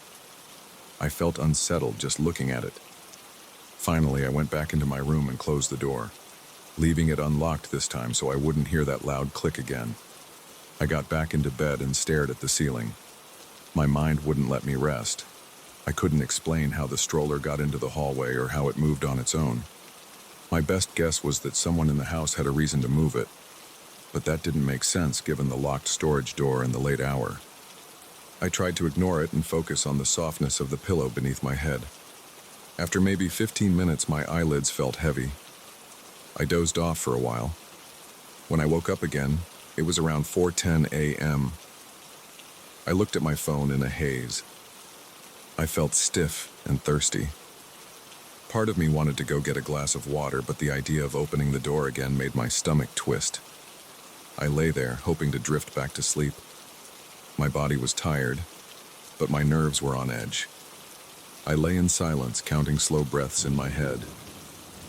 The next hour dragged. I didn't hear any more tapping or squeaking wheels, but my sleep was shallow. I kept jolting awake at the slightest sound, like the hum of the refrigerator or the faint ticking of a clock in the hallway. Eventually, morning light seeped in through the gaps in the window shades. Around 6:30, I decided I couldn't just lie there anymore. I sat up, stretched my stiff arms, and rubbed my face. My eyes felt dry. I grabbed my phone and saw a message from a friend. I didn't feel like replying. I just needed to get out of that room, get some fresh air, and figure out what to do about the stroller situation. I opened the door and stepped into the corridor. The house looked more normal in daylight. The corridor had that dull light from the windows at the end of the hall. I glanced over at the spot where I'd left the stroller. It was still there, angled the same way, wheels against the baseboard. Everything looked less eerie in the daylight, but my memory of the night's events was too vivid to ignore. I walked past the stroller and went downstairs. My legs felt weak and my shoulders were tense. In the kitchen, I poured a glass of water. I drank it all at once. My aunt's voice surprised me when she spoke from behind me. "You're up early," she said, sounding groggy. I turned around and saw her in her bathrobe. She was yawning, hair messy, no sign that she knew anything about the stroller. I swallowed and tried to steady my voice. "Did you move the stroller out of the storage room last night?" She frowned, shaking her head. "No, I keep that room locked. Why would I do that in the middle of the night?" She seemed genuinely confused. I told her what happened.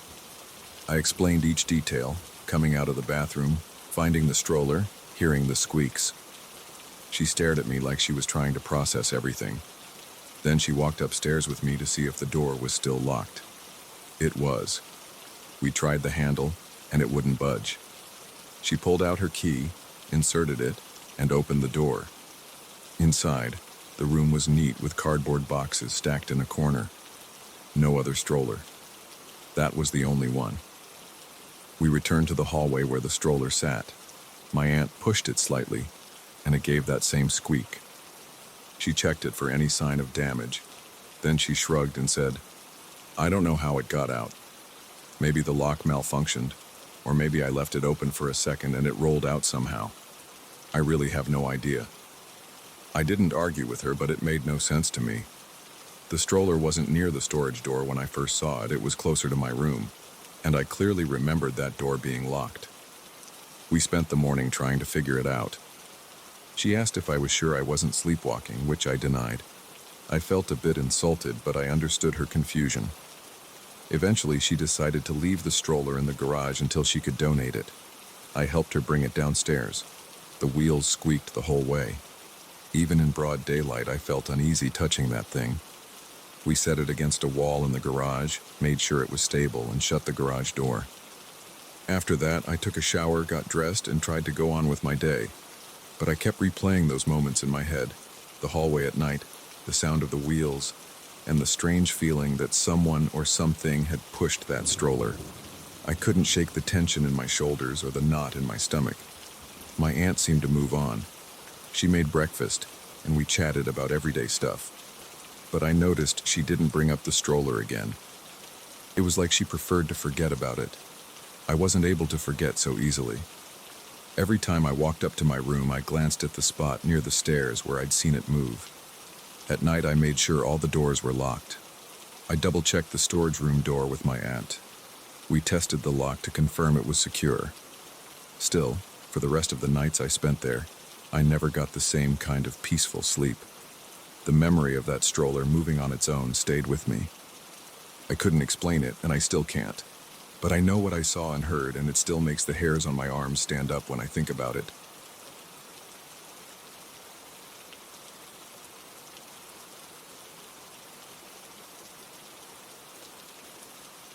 I never planned to take that back road, but deadlines pushed me, and I thought I'd save time by cutting through a rural route. It was around 11 at night. I was tired, and the usual highway was packed with construction. The idea of an empty road sounded good, at least at first. I turned onto a narrow path that stretched into the dark, hoping I'd pop out the other side closer to my next destination. I drive a small sedan for work. I'm a sales rep, so I'm used to long stretches of road, fast food stops, and cheap motels. I've seen plenty of strange sights on the highway, people stumbling around, odd lights in fields, weird accidents, but I've never seen anything like what happened that night. The road was empty, and my car's headlights lit up maybe 20 feet ahead. Beyond that, there was just pitch-black darkness. On each side, I saw tall grass and some trees, almost like a tunnel. The pavement was cracked, and I felt every bump through the steering wheel. I caught myself gripping it too tight more than once. Every time I spotted a curve ahead, I slowed down, leaning forward in my seat to see better. My shoulders were tense, and my eyes kept darting to the edges of the beams where the darkness swallowed everything. I turned off my radio because I thought I'd concentrate better without noise. Without the music, the silence felt heavier. The only sounds were the hum of my engine and an occasional rattle from the loose items in my trunk. I had a thermos of coffee on the passenger seat, but I'd already drained most of it on the main highway. I started feeling restless because I still had another hour, maybe more, before I'd reach my motel. After about 20 minutes on that road, I noticed something odd.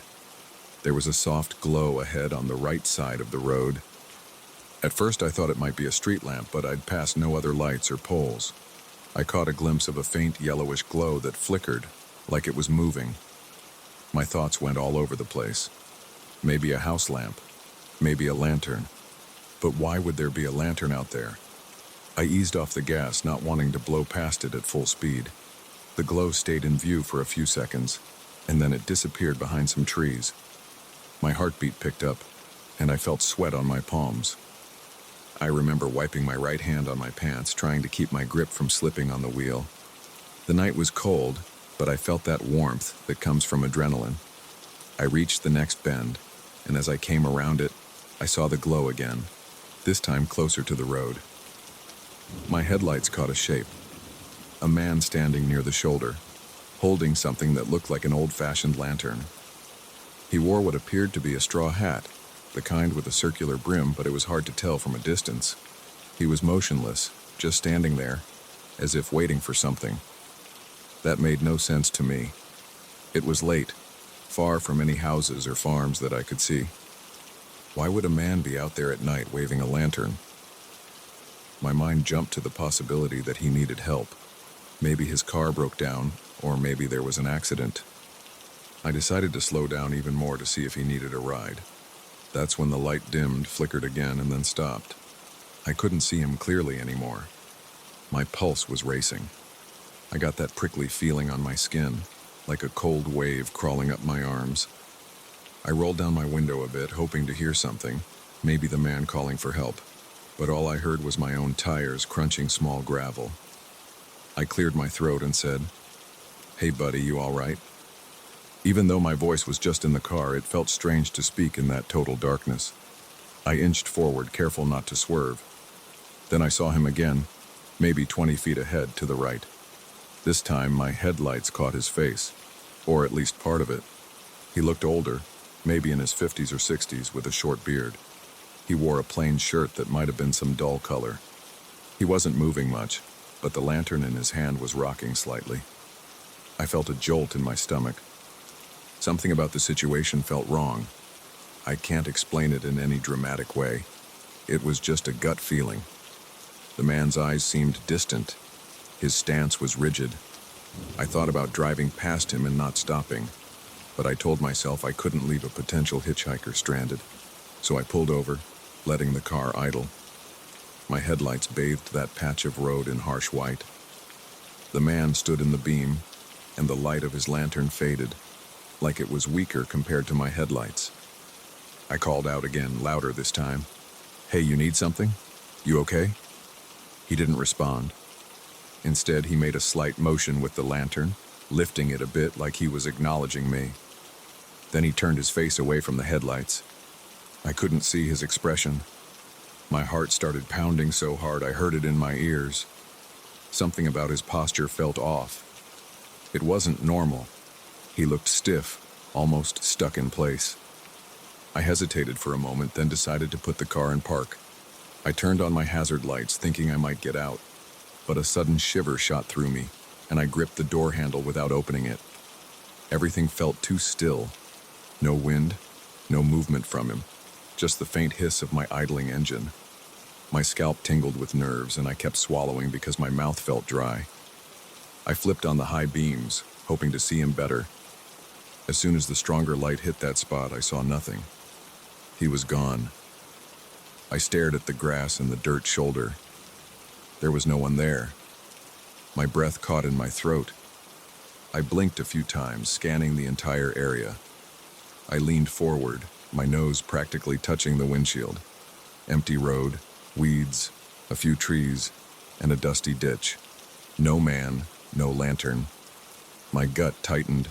I thought maybe he stepped out of view, or maybe my eyes were playing tricks. But I was sure I'd seen someone standing right there. I rolled down my window all the way and listened. Still no sound except the low rumble of my car. I stayed like that for a few seconds, trying to piece things together. My hands started to tremble on the wheel, and I felt goosebumps on my forearms. My mind raced. I wondered if I'd imagined the whole thing. I'd been tired, and it was dark.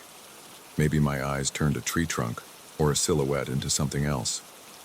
But I'd swear he was real, holding that lantern. I'd seen details of his clothing.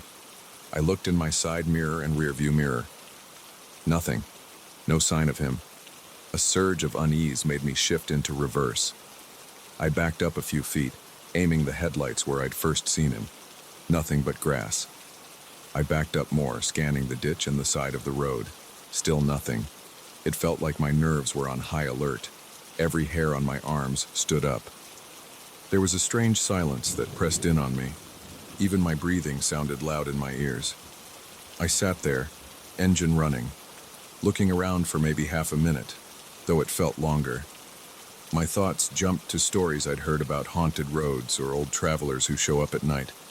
I didn't want to entertain those ideas, but the scene was too bizarre. I pressed the gas lightly, reversing a little farther. Then I braked hard and turned the wheel, letting my headlights sweep across the shoulder.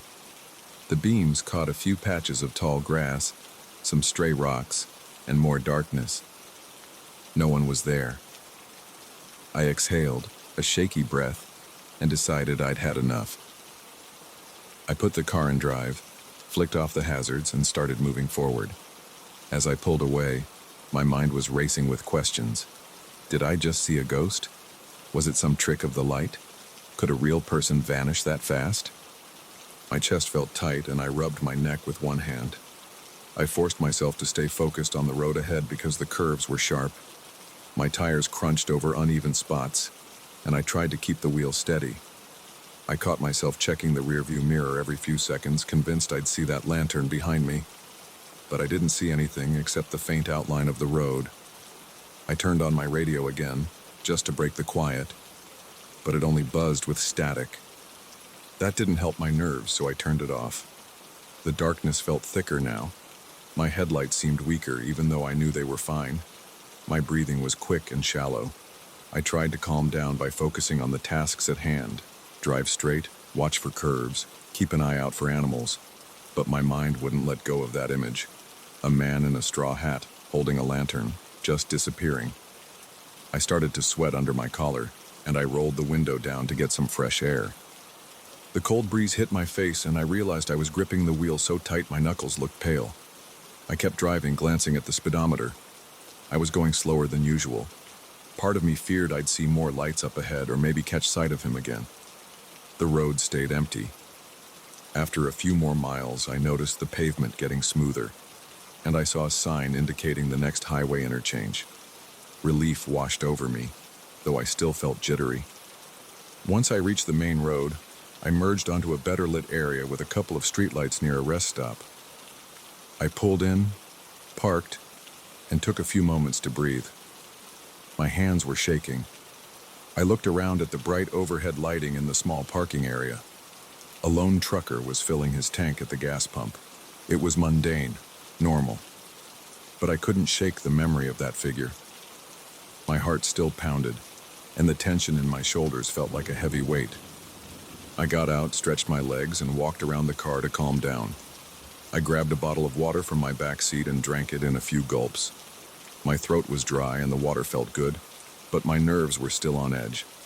I glanced around at the few people at the rest stop. None of them looked like they'd seen anything strange. No one even glanced in my direction.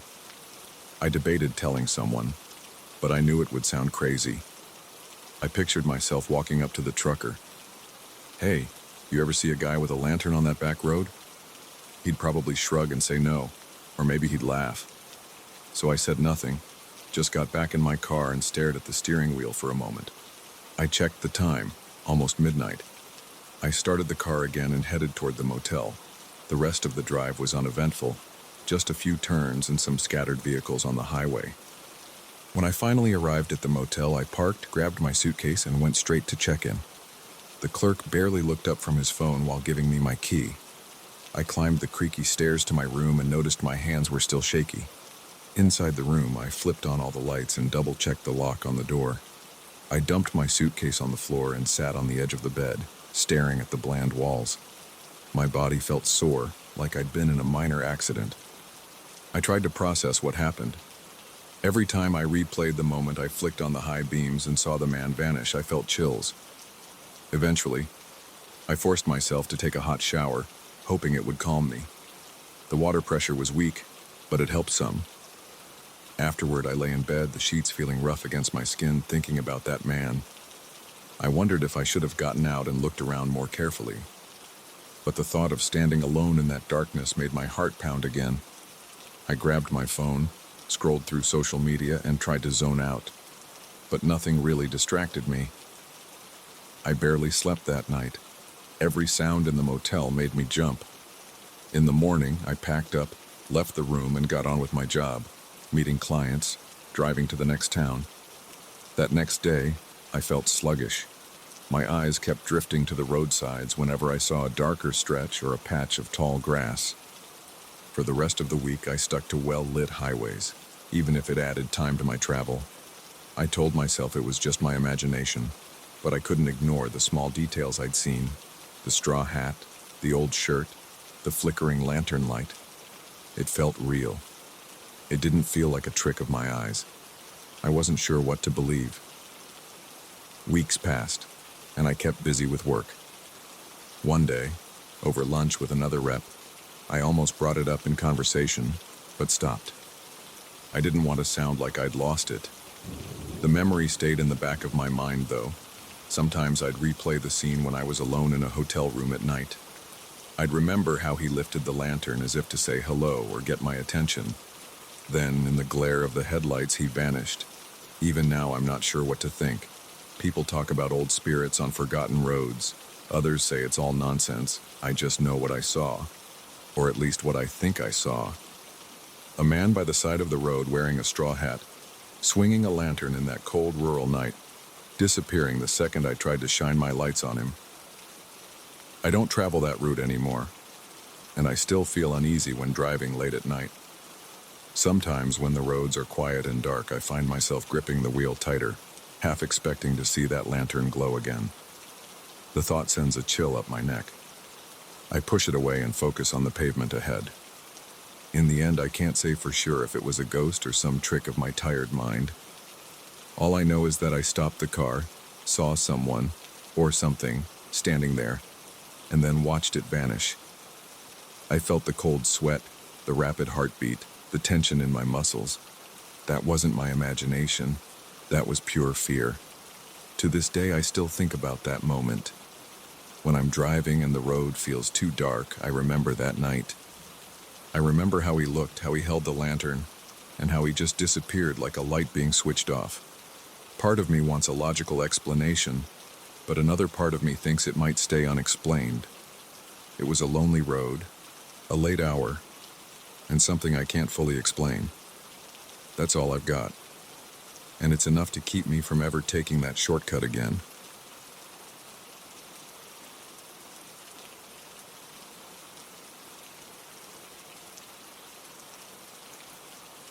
I showed up at the old hotel with a pretty casual attitude. I thought it would be a simple job. Help my cousin organize rooms, stash extra linens, and keep track of supplies. That place looked worn from the outside, with flaking paint and a sagging porch railing. But I figured it was just an old building in the countryside. I had no idea what I was getting into. By the end of my first week there, I was already sleeping with one eye open, checking doors twice and feeling a constant knot in my stomach.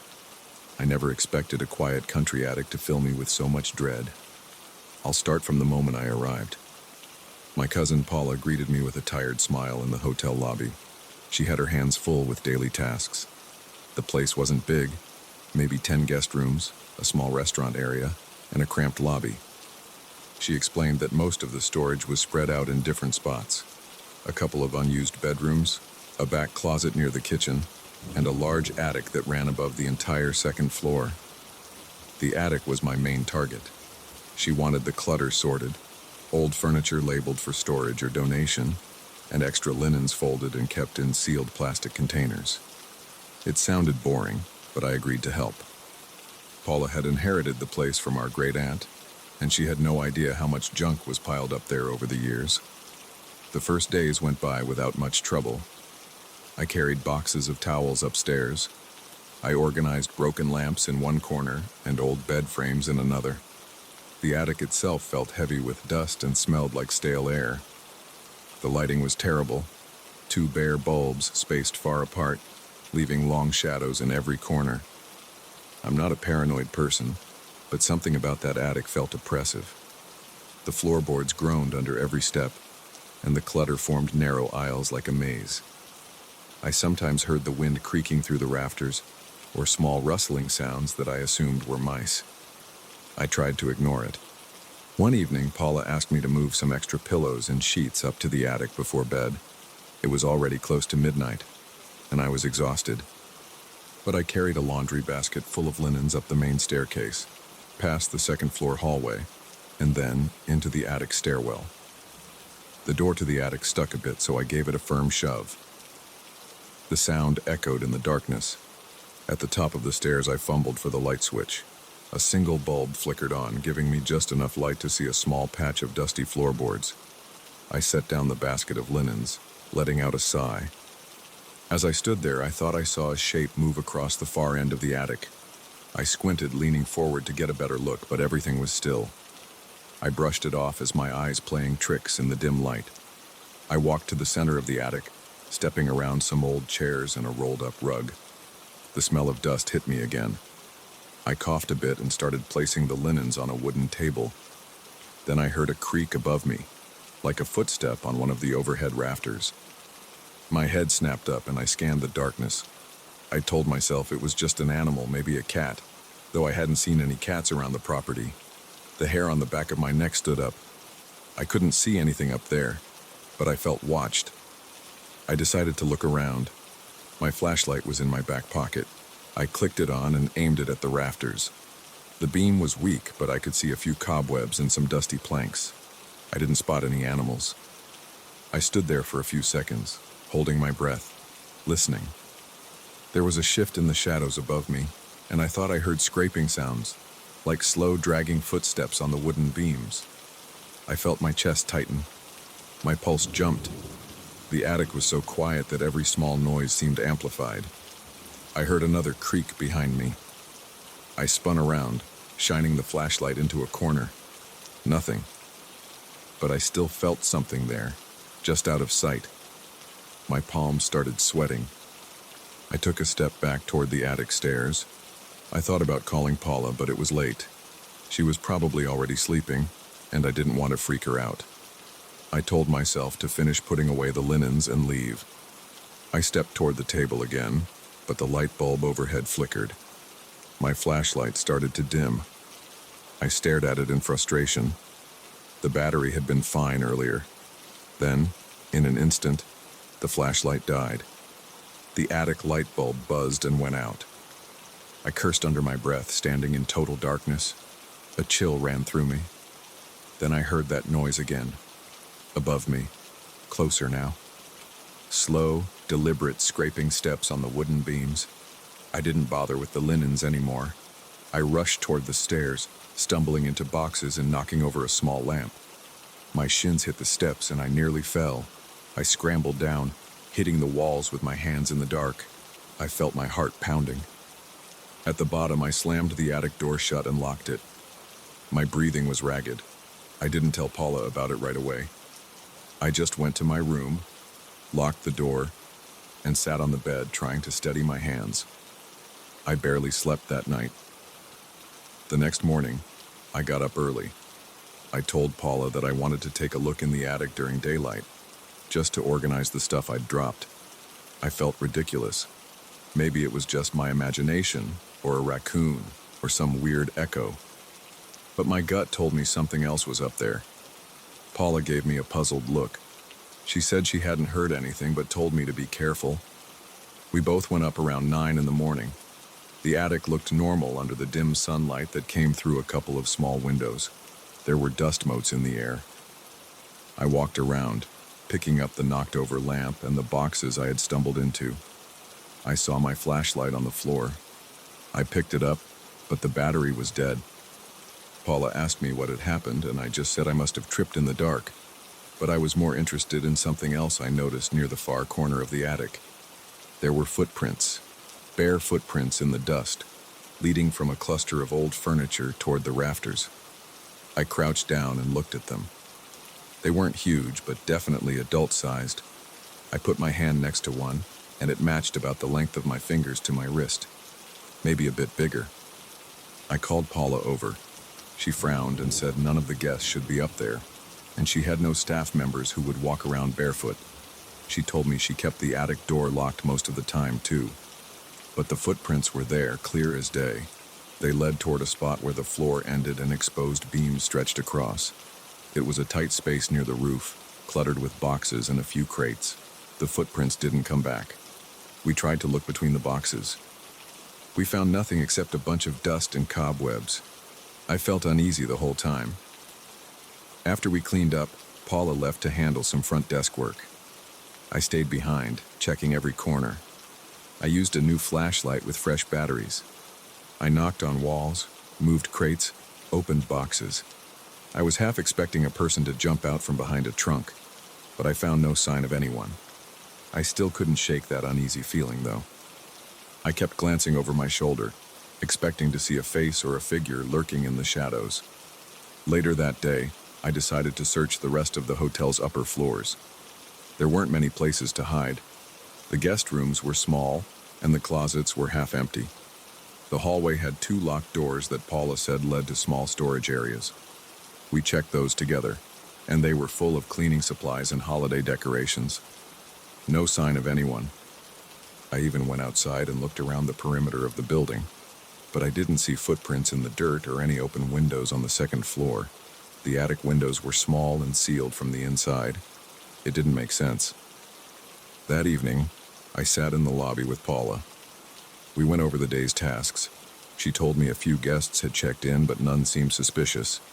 We had a couple from out of state and an older couple from a nearby town. We also had one man who was there on business, but he looked normal enough. Shirt, tie, worn briefcase. Paula joked about my nervous expression. I tried to laugh it off, but my mind kept going back to those bare footprints. My stomach felt tight. My shoulders were tense. I decided I would do one more pass at the attic that night, but this time I wanted to be prepared.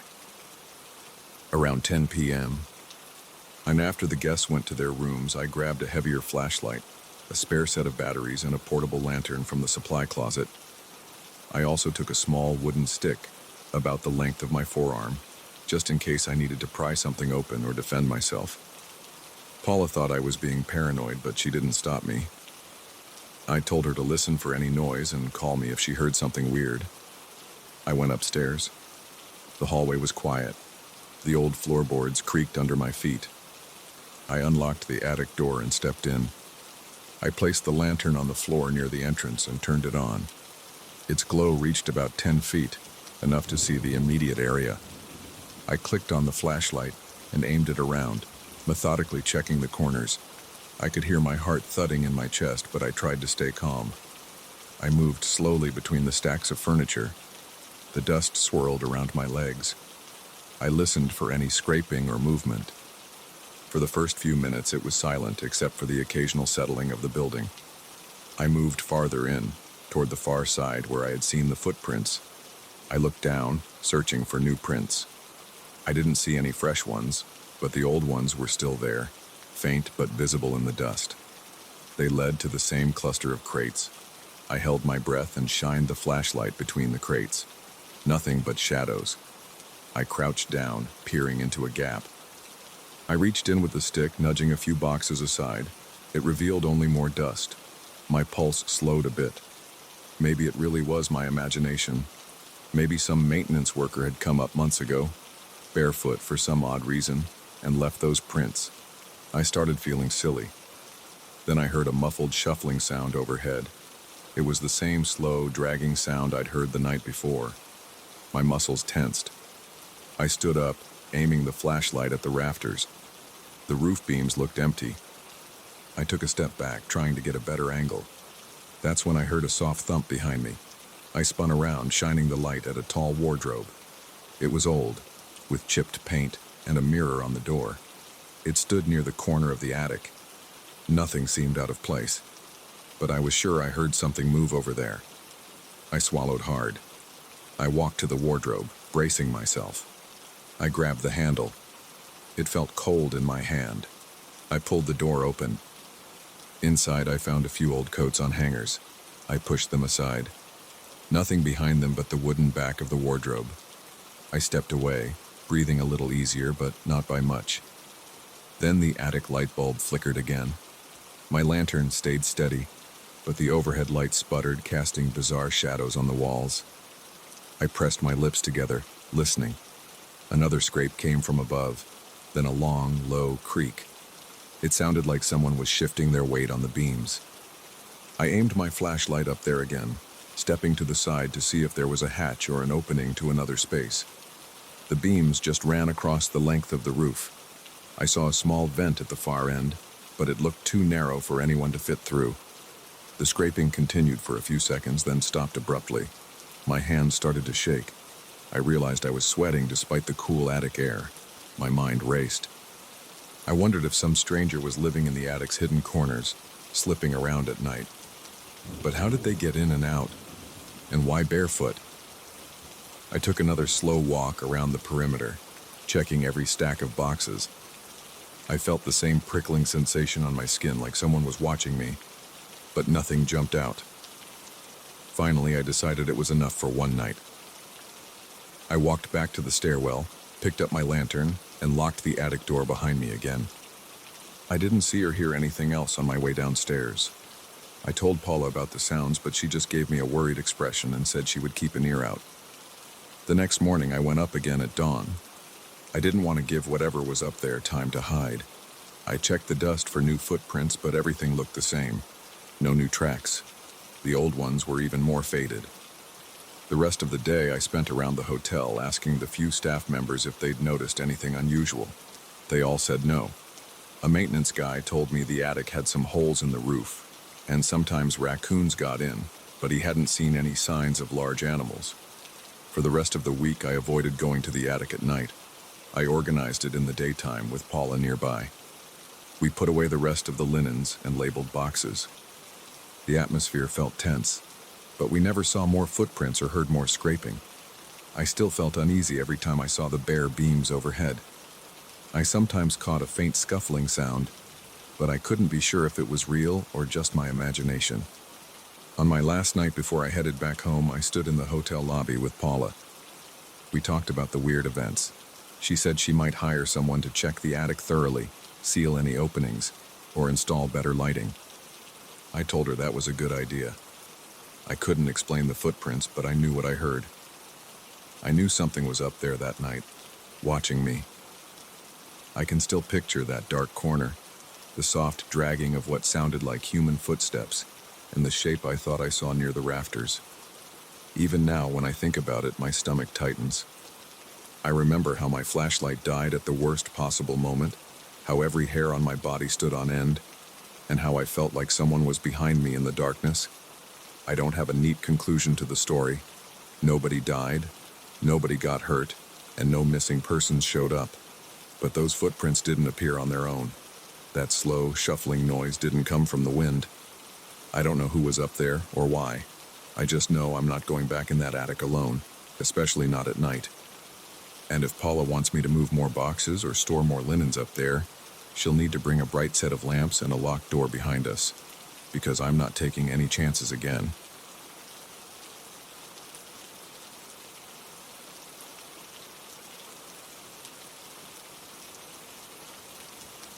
I still remember the morning I heard my own name on that deserted dirt road.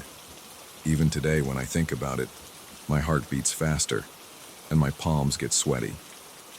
I want to share what happened in a straightforward way, the way I'd tell someone face to face if they asked me why I never walk alone before sunrise anymore. I lived in a small town with just a few stores, a single gas station, and a church at the center. I worked at a nearby farm that sat a couple of miles outside town. I was used to getting up before dawn because my job required an early start. The farmhands would arrive before the sun showed up, and most days I liked to be there on time or even a bit early. It felt good to start the day with the cool air and the quiet of the country. Until that day, I never thought much about the risks of walking alone on an empty road. I walked this dirt road every weekday. There were no houses between the town's edge and the farm. It was just hard-packed dirt with dry grass on the sides. Sometimes the grass grew taller than my knees, especially after the rainy season. But on this particular day, it was about waist-high in most spots. There were patches of wild bushes scattered around, and every now and then I'd spot a leaning fence post or a broken sign. I never saw many animals besides the occasional stray dog or a couple of field mice darting across my path. I remember that morning was especially dark. The moon was out of sight, or maybe it was behind some clouds. I couldn't see much more than a few feet ahead, so I used a small flashlight to light my way. I held it tight, keeping the beam pointed down at the road. The air felt damp, and my shirt clung to my back. There wasn't a single breeze. It was so quiet that I could hear my own footsteps against the dirt, crunching softly with each step. I also heard my breathing, which sounded louder in the stillness. I was moving at my usual pace, trying not to think about how dark it was. I was telling myself that I'd be at the farm in about 20 minutes. Then, I heard someone say my name. It sounded like it came from the grass on my right. My first thought was that maybe another worker had left earlier than usual, or it could have been a neighbor on his way somewhere. People in small towns often know each other, so I thought maybe it was a familiar voice, but I didn't recognize the tone. It was slow and clear, like the person was being careful to pronounce my name perfectly. I stopped walking. My flashlight shook a bit because my hand tensed up. I stood there and looked around. I could only see shapes in the tall grass, but everything was dark. There was no light besides my flashlight, and I couldn't see any movement. My heart pounded so hard I could feel it in my ears. I tried to calm myself by thinking of normal explanations.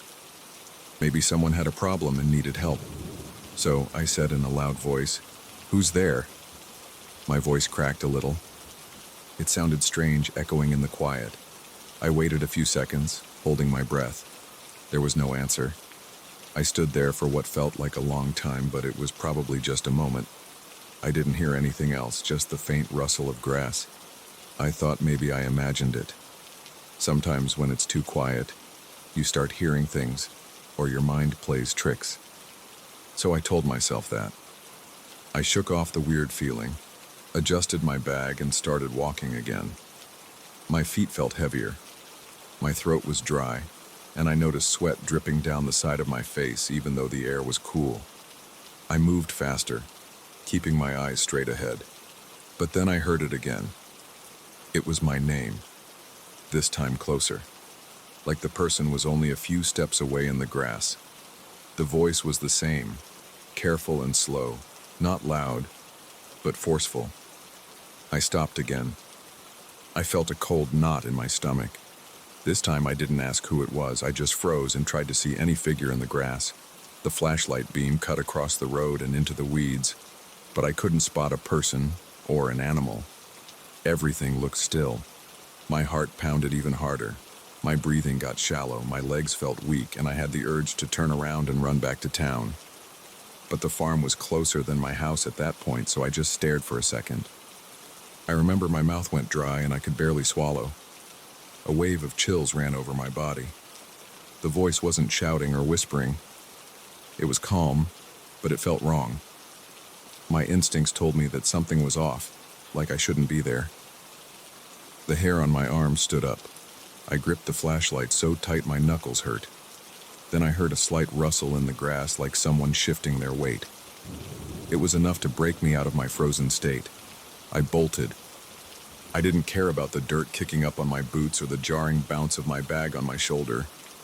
I ran as fast as I could, trying not to trip on the uneven ground.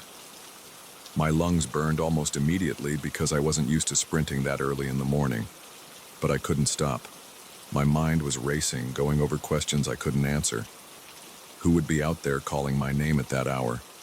Why weren't they answering me when I asked who they were?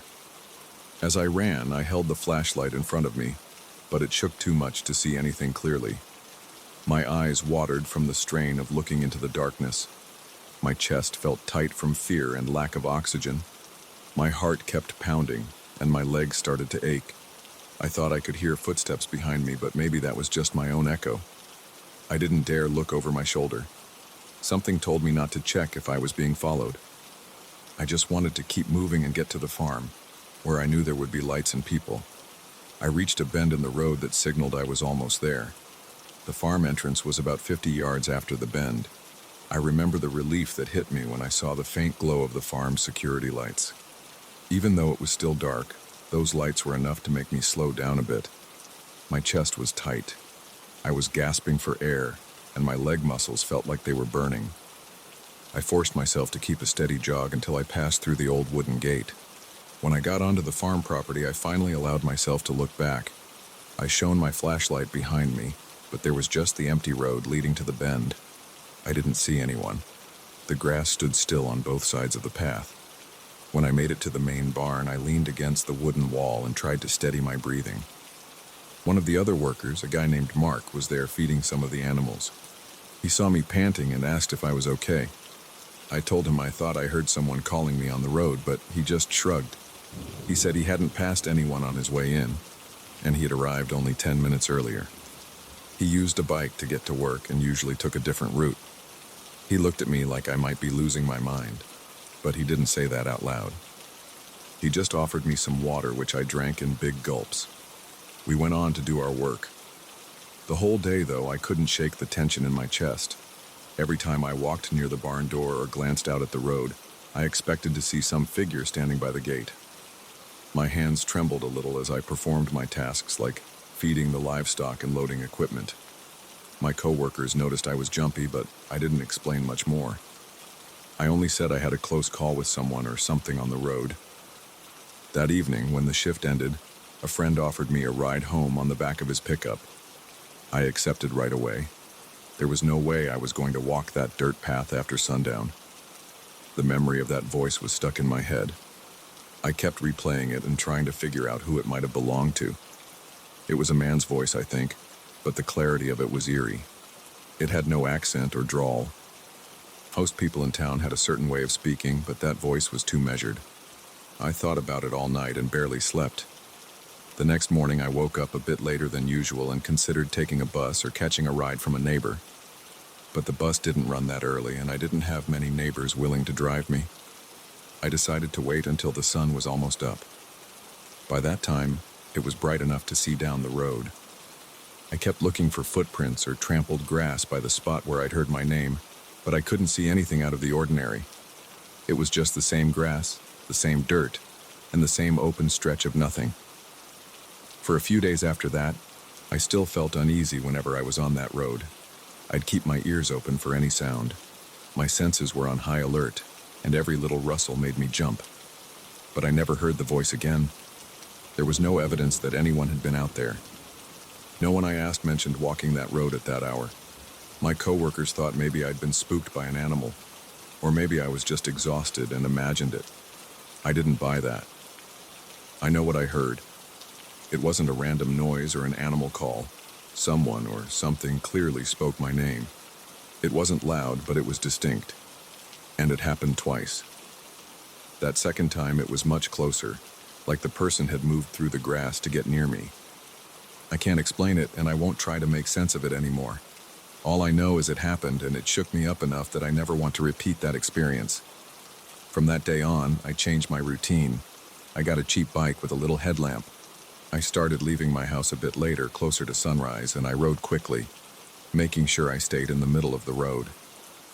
I felt safer on a bike because I could move faster, and I didn't have to walk with only a flashlight.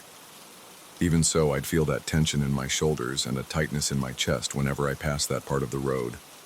I'd catch myself speeding up, almost holding my breath, waiting to hear that voice again. It never came. Sometimes people ask why I'm so particular about not heading out too early in the dark. I've told the story to a few close friends. Most people just give me a confused look or tease me about being scared of ghosts. I don't care about that. I know what I heard, and I know the jolt of fear that tore through me. It wasn't just a weird sound, it was my name, spoken clearly. Now, whenever I pass by that spot in daylight, I notice how normal it looks. It's just overgrown grass, a few weeds, and a couple of broken fence posts. There's nothing special about it. No sign, no marker, nothing that would suggest something unusual happened there. But I can't forget that morning. I can't forget how my body froze or how my flashlight beam showed me absolutely nothing, even though I felt someone watching me. And I can't forget that second call, closer than the first. It makes the hairs on my arms stand up just thinking about it. I still work at the same farm and I still live in the same small town. Nothing else strange has happened, at least not to me, and not on that road. But I stick to my decision. I never walk out there alone before sunrise anymore. If someone offered me $100 to do it, I'd say no. That 30-second moment of sheer panic was enough to change how I see that place. Some folks might say I overreacted. Others might come up with a logical reason for what I heard. I don't argue about it. I know my own experiences. There's a part of me that wants an explanation, but the bigger part of me doesn't care. If I'm being honest, I'd rather not know who or what was in that grass. I'll keep doing my job and living my life. That one morning was all it took for me to set some personal boundaries. It's a simple rule. No more wandering around in the dark by myself, at least not in that area.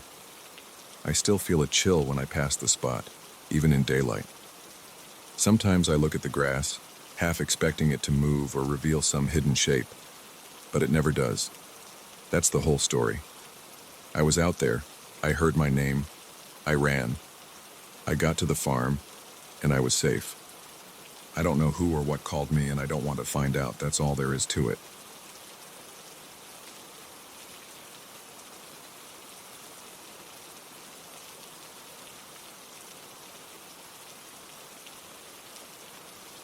I never expected a brownish stain on my bedroom ceiling to ruin my nights, but the first time I saw it, I felt a tight knot in my stomach.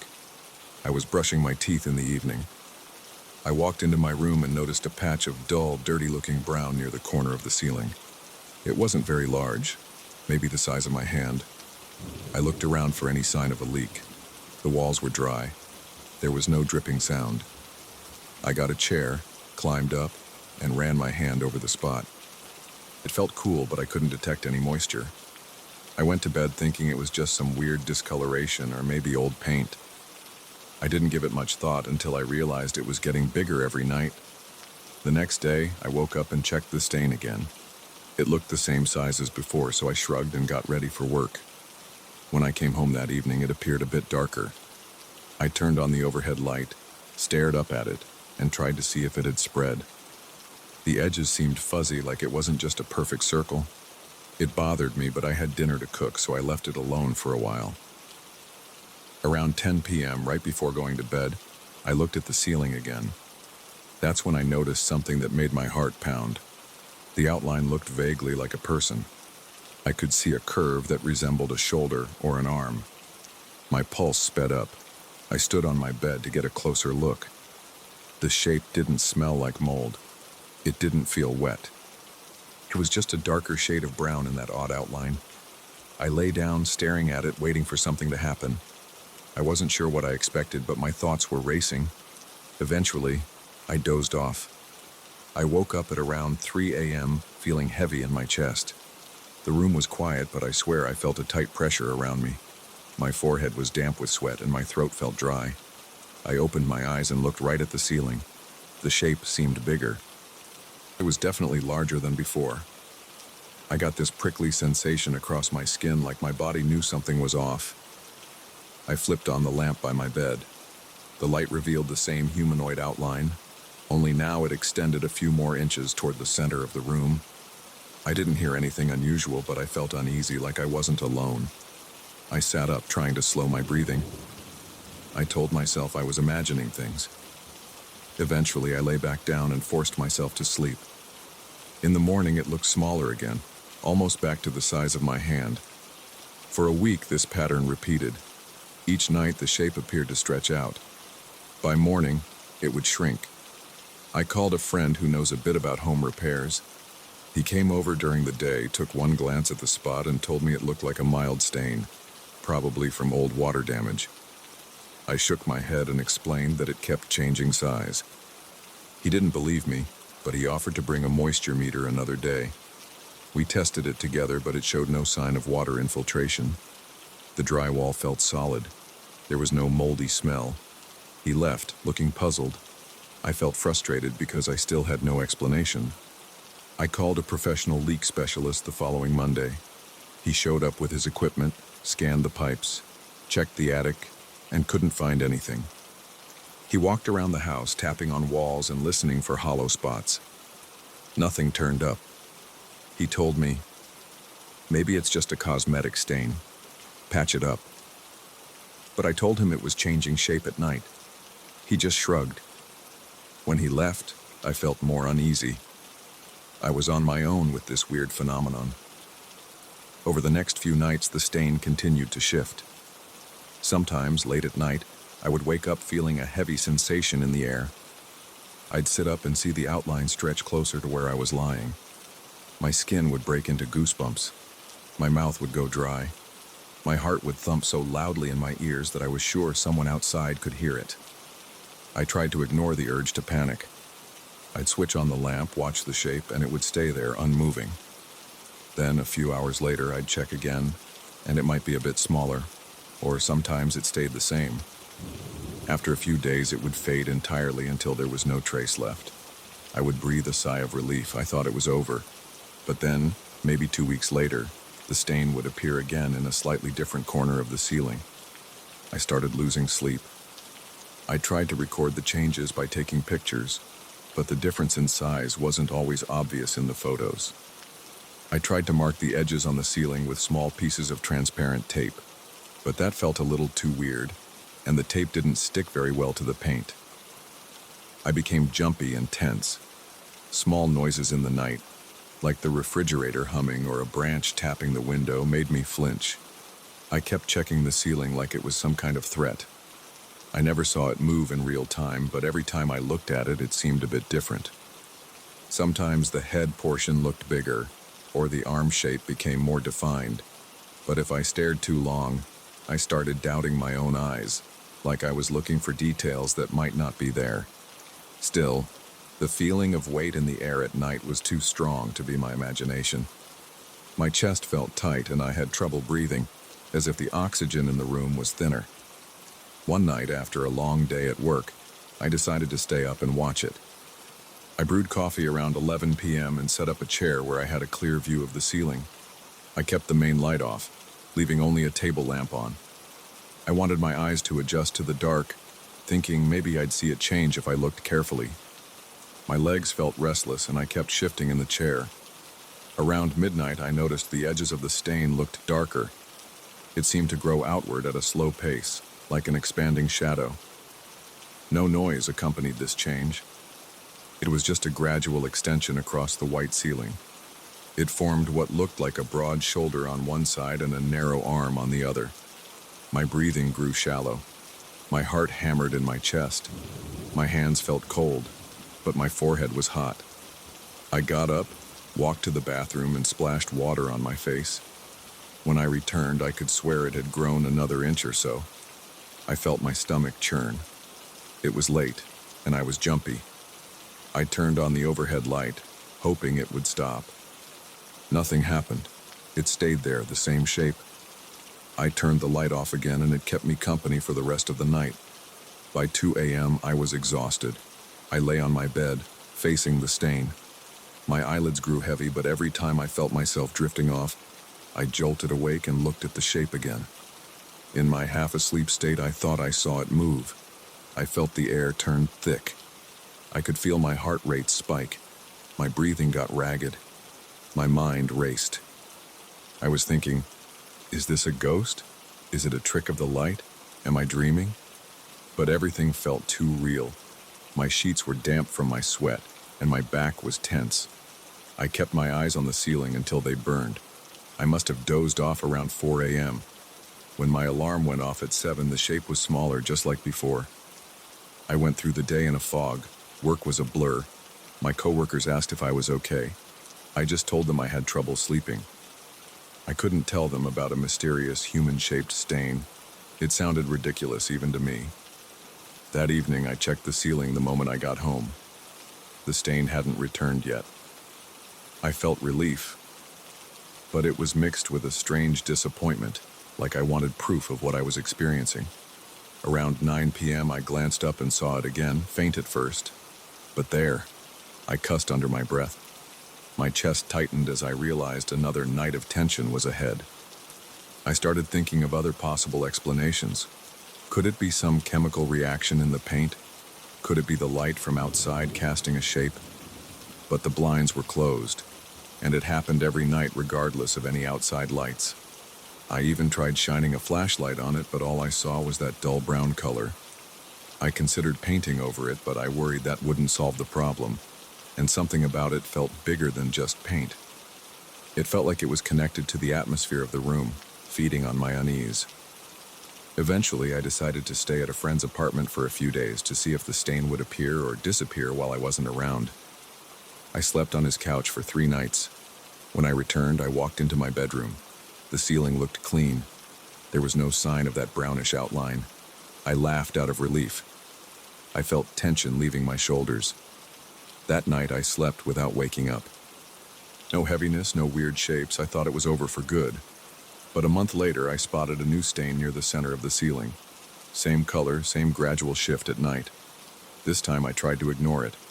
I avoided looking at it directly. I played music before bed, wore headphones, and kept my lights on until I was too tired to keep my eyes open. One night, I felt the same heavy air wash over me around 2 a.m. I turned over in bed, stared at the shape, and felt my pulse spike. My scalp tingled with anxiety. I couldn't ignore it anymore. I got up, pulled out my phone, and started recording a video. I aimed the camera at the ceiling for a good 10 minutes, waiting for something to happen. Nothing did. The shape stayed still. My arms got tired and I turned off the recording. When I played it back, I saw the stain, but it looked exactly the same from start to finish. I felt a sharp wave of frustration. It wasn't showing the changes on camera. I tried to sleep again, but that oppressive heaviness wouldn't let up. My chest felt tight and my head pounded. It was a silent kind of force, like the air was loaded with pressure. I tossed and turned, and every time I looked up, the shape seemed a bit larger. By morning, it was faint, like a coffee spill that dried up. By the next evening, it was gone. I just stood there, staring at that patch of ceiling, feeling drained and confused. It's happened a few more times since then. Each time the stain appears in some corner or section of the ceiling, forms a rough human outline, then disappears after a few days. No one else has witnessed it change shape. The leak specialist found nothing. My friend thinks I'm exaggerating. I've even thought about moving out, but that seems extreme. Instead, I've tried to accept that this weird occurrence might come and go without any real explanation. It's not attacking me. It doesn't cause physical harm. But the feeling it brings is unsettling enough that I dread the sight of that brownish spot. I've tried everything I can think of to document it. I've taken photos, videos, and written down notes about the times it appears, but nothing captures the slow expansion or the heavy sensation that fills the room. I wish I could show proof to someone who knows more about this stuff, but all they see is a small patch of brown on a white ceiling. They don't feel the pressure in the air. They don't notice how the shape shifts during the night. They don't wake up in a cold sweat, heart pounding like a drum, convinced something is watching from above. For now, I'm stuck with this bizarre situation. I fall asleep every night wondering if I'll wake up to that shape in the middle of the ceiling again. Sometimes weeks go by with no sign of it. Other times it returns after just a few days. I can't predict it. I can only respond with the same tense routine. Wake up, stare at the ceiling, feel my pulse hammering, wipe the sweat from my face and hope it's not bigger than the night before. There's no blood, no actual violence, no children involved, and no one has died. It's just a stain that seems to come from nowhere and fade without a trace. But it disturbs my sleep and floods me with dread every time it appears. I've never believed in ghosts or other supernatural events, but I don't have a better explanation. I only know what I see with my own eyes and feel in my own body. That's enough to keep me on edge. I just want a normal night of rest, free from this bizarre presence. Yet every time I get comfortable, I catch a glimpse of that brownish patch reappearing, and I tense up all over again.